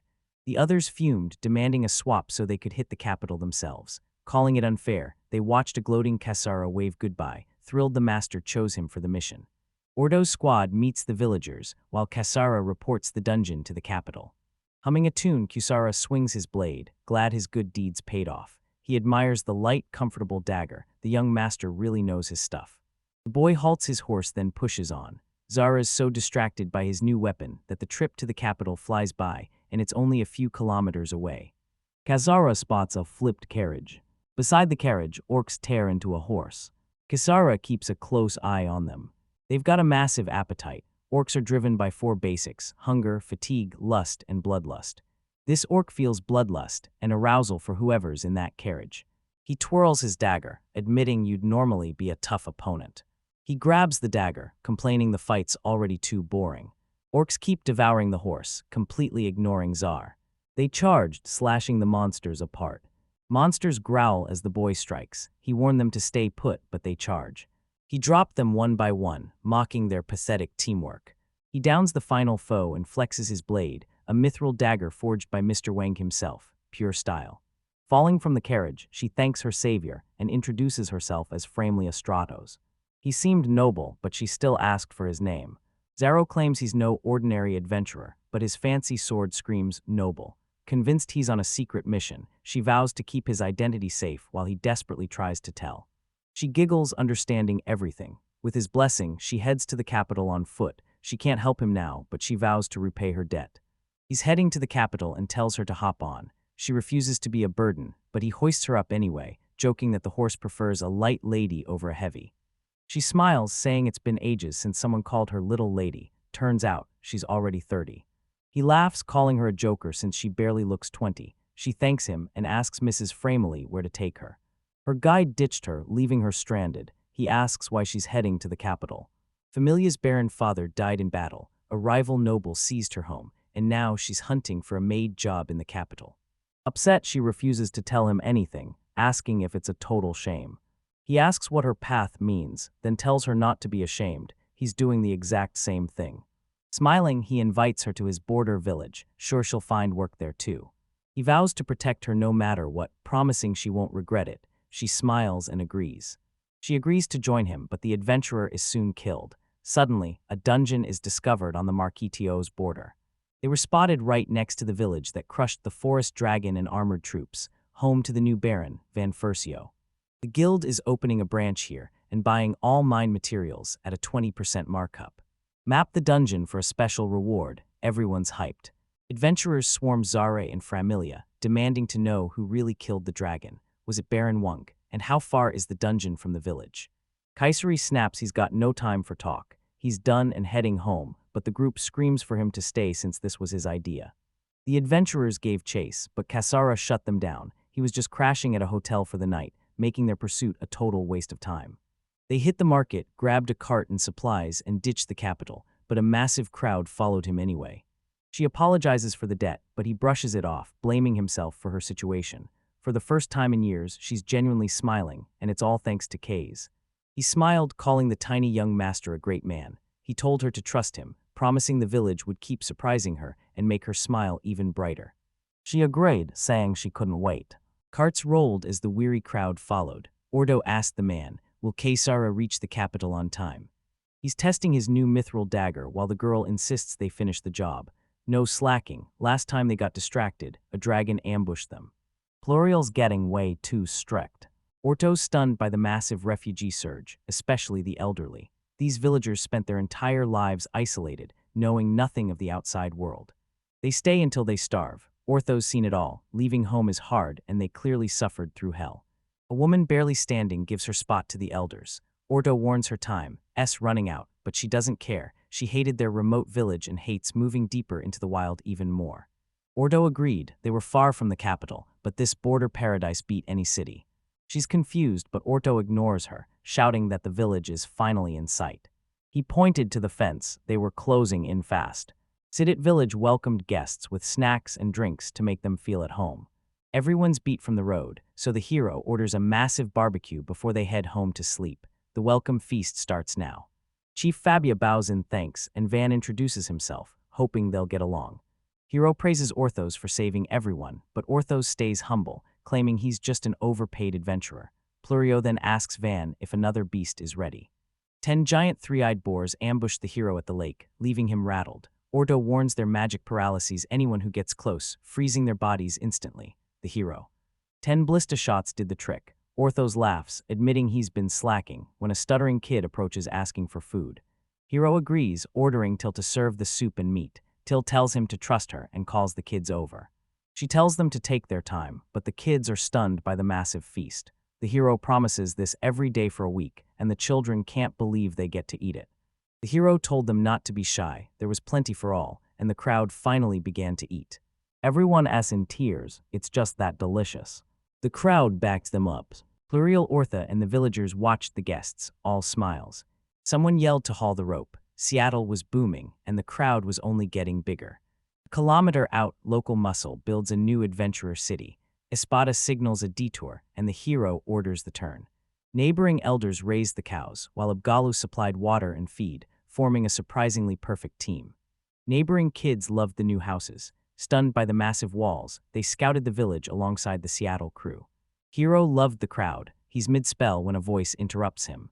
De asks if he needs more logs. The hero wants 100. De promises to deliver them today. D orders the crowd into the carts and toward the forest. Everyone rallies behind him, leaving the hero stunned by their instant discipline. Order recruitment. Everyone went silent. One guy reveals Espada already invited him, demanding a contract to join. D's stunned as Espada calls the rest of the crew. D questioned his motto as the hero realized he was late. The crew waved, still free, and the hero cheered in relief. Hero puts Dai in charge with Abba and Ro as deputies, but 20 men isn't enough. For their new city, he forms an elite squad to leave the Espada stunned. Kamson rushes to the hero, shouting that Mr. Kasara is back with a horse-drawn cart and a massive convoy in tow. The hero thanks him, admitting he couldn't see that far out. Till says it's fine since she's blind as a root too, earning a dry thanks for her kindness. Hero spots a duo. Stunned, he asks who they are, then screams, it can't be them. Till thinks he saved a girl and fell in love. Her root loves the heroic vibe, but the hero's skeptical. Kumson hypes Kasara as a total beast, fast, perceptive, and a trap expert. He's a master swordsman who snipes with stones and knives, leaving the hero. They debate Kasara's coolness until he tells Mr. Wang to pipe down. The hero greets him and asks who's tagging along. Kasara met him by chance and had nowhere to go, so he took her in. He asked about adding more residents, but the hero didn't mind. They already had 300. Till greet the new girl and introduce her to Lord Vane Furcio. Familia Stratos claims Lord Kasara rescued her from orcs near the capital and brought her here. The hero asks if it's true. He shamed the innocent guy for being uncool, but she wasn't having it. She insisted he outshone every legendary hero. The girls cheered, but he still doubted her. Back on track, the hero asks about the guy's mob. Seeing these adventurers, the hero thinks it's the apocalypse. Kasara apologizes, reporting the dungeon just lured in every greedy idiot looking for a score. He camps outside to keep locals calm, planning to turn adventurers into VIPs who'll spread the word. They're all for it. Hero tells the exhausted guy to head back, promising to build a fortified inn for the night. Zara agrees and asks for the boss's location. Van reports the dungeon perimeter is a wreck, making a stronghold impossible. Kasara steps up, it's his turn. Sarah rests today to lead tomorrow. They bow and exit, but the hero clocks the girl's noble status. Erwid IDs her as Baron Trotto's daughter. The hero asks if they've met, but Erwid only knows the rumors. The Baron's dead, the family. Erwid disagrees, claiming the familia has 30. Everyone freezes in shock, demanding a recount. Kamsen calls the world miraculous. The hero thinks she's a teen and stays silent, smart enough not to mention a girl's age. Back to city building. Shops are still down, so the hero starts on a temporary defensive wall. The hero wants a wall to block mid-sized monsters and secure an escape to the village. Suddenly, a voice calls out, and the boys spin around. Men corner them, asking why they're playing. They warn the outside is dangerous and eye the girl, calling her a beautiful target for the wrong people. He told her to go home since everyone was staring, thinking these trash-talking bandits felt straight out of the apocalypse. Hero asks if these guys are actually worried. Kamsen agrees, until admits that despite the weirdness, they seem kind. The kids are terrified. A man steps out, scolds his crew, and apologizes, admitting the white oath looks scary but they're elite. Pondering the guild's name, the hero hears a warning. Monsters make this area lethal for kids. He thanks the man, promising to retreat to the village if they find anything. He confirms the border village. Guild rumors say a young baron rules with enough wealth and men to make it a vital stronghold for the Marquis. Who is this baron? The hero wonders if the Marquis faction has such a young talent. The man leans in, smiling, and asks what he's playing. The hero says he's waiting. Van turned to the cubes. This is all that's left. They looked rough, but he didn't care. He unleashed his magic. The hero unleashes massive magic, but the party isn't even phased. Wang says it's temporary, but it'll hold for today. The adventurers tremble in confusion, but the hero sighs. It looks flimsy, but it's deceptively strong and will become a solid defensive wall in just a week. The adventurers yelled. That wasn't the point. Baffled by the insane magic, they called Mr. Wang over. He drops 30 logs, and the adventurers freeze. Is this kid really the legendary Van Fertio? D levels his blade, demanding to know who ordered him forward. Claiming to be a Furdo knight, he corrects himself. He's the head of the Sciatian Knight Order, and he's out for blood. His terrifying rage leaves the hero shaken. The adventurers gear up, mocking D as an old man and daring him to actually try and win. Dai slices the blade in one swing. Stunned, the adventurers froze as word of Dai, the dragon slayer and strongest knight, spread through the village. AI is there, let's go with, including a baseball club kohai. Actually, even a baseball club kohai is among them, is basically the same length. D warns the men, commit crimes and die. Terrified of being hacked apart, they swear to behave, so the hero agrees, trusting D's reputation to keep the peace. The child lord piqued their interest. Asked why he was at the border, the hero revealed he was exiled. The men pitied him, but Wang noted that even nobles suffer. The men are stunned by the boy's vocabulary, until he reminds them he's a lord. Ortho panics over the new rivals, while the hero questions their sudden return. Ortho's just returned from exploring, assuming Zara already reported. Van confirms it, then drops a bombshell. He brought back a beautiful girl, stunning everyone. Pluriel grills them about the girl, but the group calls it a lie. KSRA interrupts, annoyed they're late. A researcher arrives tomorrow, clearing the guild to raid the dungeon. Familia calls K-Sar, he remembers her. Stratos introduces Familia to the boys, explaining she traveled with him from the capital. He presents his team to her, but since they're already back, he's staying put today. He waves goodbye, staying at the hotel until tomorrow, as the group grills Van about what they just saw. Van reveals Zara saved the girl from orcs, making him just her support. The guys are stunned, but it's the truth. Van's demand, build their new house right next door. Furious over the two-person housing, they demanded the capital over Kesar, so the hero ditched them. Van asks about the dungeon, but she says it's empty of beasts. The entrance sits on a lethal cliffside, and she confirms the drop is massive. The entrance looks like a cave, wide enough for two. They head inside to investigate, and the stairs, columns, and glowing crystals confirm it. This is definitely a dungeon. The hero asks the distance, 1 hour by cart and 3 through the forest. He panics, but Pluriel explains that dungeons are always remote to keep monsters away from civilization. Building a village in a death trap was impossible, so they'll set up a new base near the dungeon instead.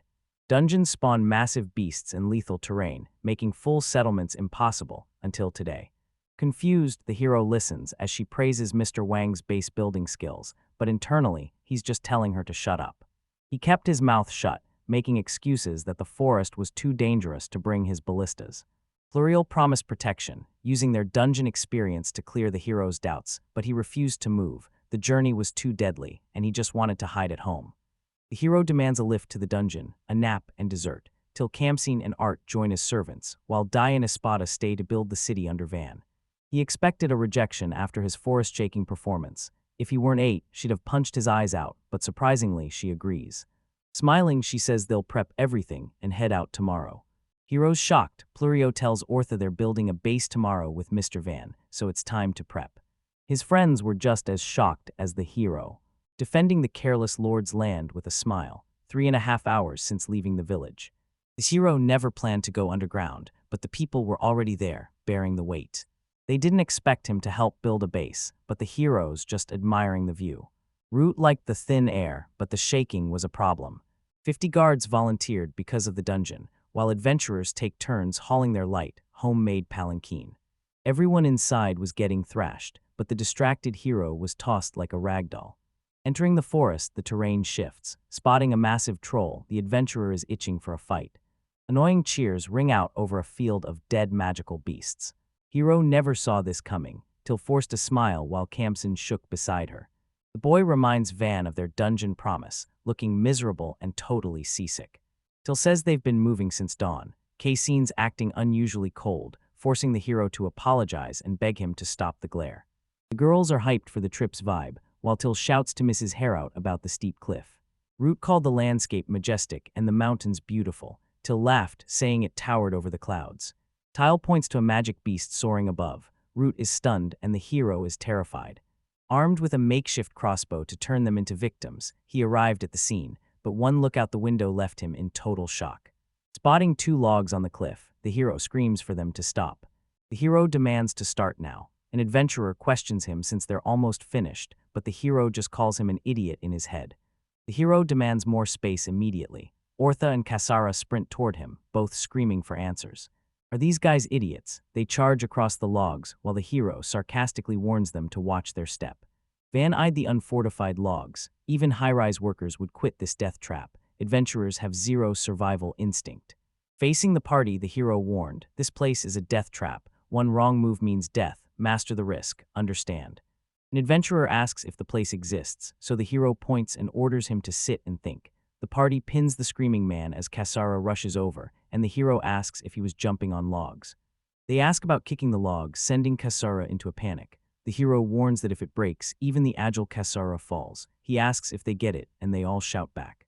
Pointing to the cliff, Van suggests reinforcing the logs or finding a safer path. Kasara suggests lining them up, and Van agrees, telling him to sit. Kasara joins an adventurer on the ground. The hero demands trees. One chooses a bridge, magically spanning the hills. Hero orders the crossing, but the men scream it's impossible. Wang threatens to scrap the stronghold, so they shut up and start building immediately. Van spots a cave in the cliffs, scouting for a dungeon entrance. The ledge is tiny, making building a stronghold nearly impossible, till approaches, asking what's wrong. A man asks to scrap the equipment plans for a club, but the hero instantly shuts him down and orders him to sit. 3 adventurers pitch a casino to the hero, but he shuts them down instantly. Building this stronghold won't be easy. At the dungeon gates, the hero extracts water from the cliff and builds a border stronghold on the rocky slope, while the team piles up logs. Root spots a flying beast and asks if they're safe, but the hero tells him not to worry and starts casting magic. 4 hours later, they're still hauling building materials. Construction's finished, and everyone's jaw dropped. The hero's entire crew was stunned. Hero gives the signal, and the adventurers surge into the race. Floor 1 is a massive storage and rest zone. Floor 2 holds a dining hall and 3 bedrooms. When someone asks to sleep in the dining room, they're called an idiot and told to use the actual beds. Floors 3 and 4 add 6 more rooms each.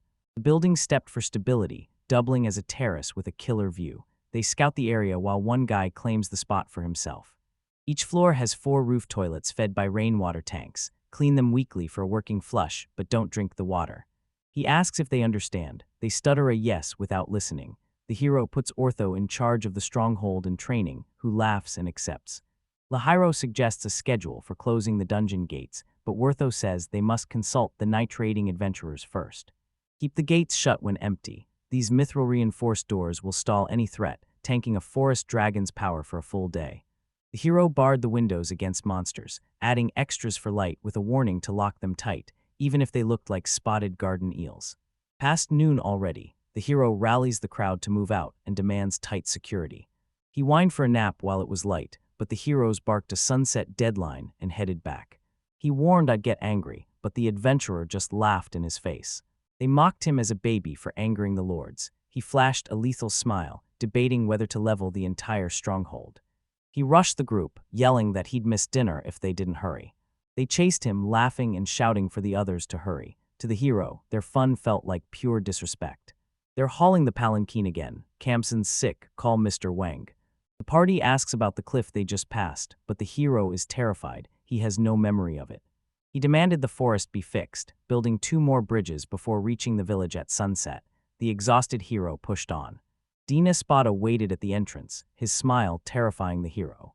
Usually cold and gloomy, the hero flinches at the call. The butler demands a talk and leads him away. Hero begs to announce dinner, but everyone turns away. He calls Till but rejects her offer to join. Kamsen refuses next, leaving the hero completely baffled. He called a route, she stuttered, and when he pressed, she followed suit. Van grabs Ortho's hand, admitting his request caused all this. Ordo confronts the butler, blaming them for everything, while the hero showers him with praise. Espada ordered silence, and the adventurer instantly obeyed. The hero shook when the butler turned rogue, getting lectured until midnight. His, for the village, excuse fell on deaf ears. Capital outskirts, servant city. Women without elemental magic are forced into the house of song and dance, and hunter girls are strictly banned. Stay here and your value drops. Rumors swirl about a man buying up every servant, while others scramble to fill the empty spots. One man hears they're being sent to a remote village to die in the mines and quarries. She figured she'd die right here, a life without purpose. She stared into the distance. Seat Village, the adventurer city. Servants wait in droves. Adventurers shout about the caravan, and Van confirms it mid-sprint. He asks if Lango's back. The hero returns, bringing a massive crowd and horses with him. Reunited at last, but forget the hugs. He's only calculating his brother's price tag. Lengo sold it for 180 platinum. He arrived with 150 healthy debt servants under 20, all in peak condition. His brother was stunned, asking if he'd tripled his platinum coin, but he actually walked away. Lengo went to quit Miri trading, but the idiots apologized. They're so desperate for Van's business, they're selling everything at half price. Brother eyes the company as the hero welcomes him back. Lingo notes the long absence, and Van gives thanks. Introductions later. First, he delivers the promised 130 platinum coins. Hero hands Till the cash, leaving her trembling. Lengo pays Van her cut, 2 platinum coins. He offered a cut of every deal to keep the partnership going. Hero thanks them, promising Bell and Lengo first dibs on his monster loot. It's a win-win. Lengo tells Wang he's officially a baron. He's stunned he's officially a baron. Now his father can't touch his land or title. The crowd roars for their hero. Kamsen asks if Panamura is coming. Lengo confirms she'll arrive after reporting the incident to the Count. She ditched the Count to expand Van's land, but her moving in shocks him. He likes her, but Panamura's higher noble rank makes their status gap a total headache.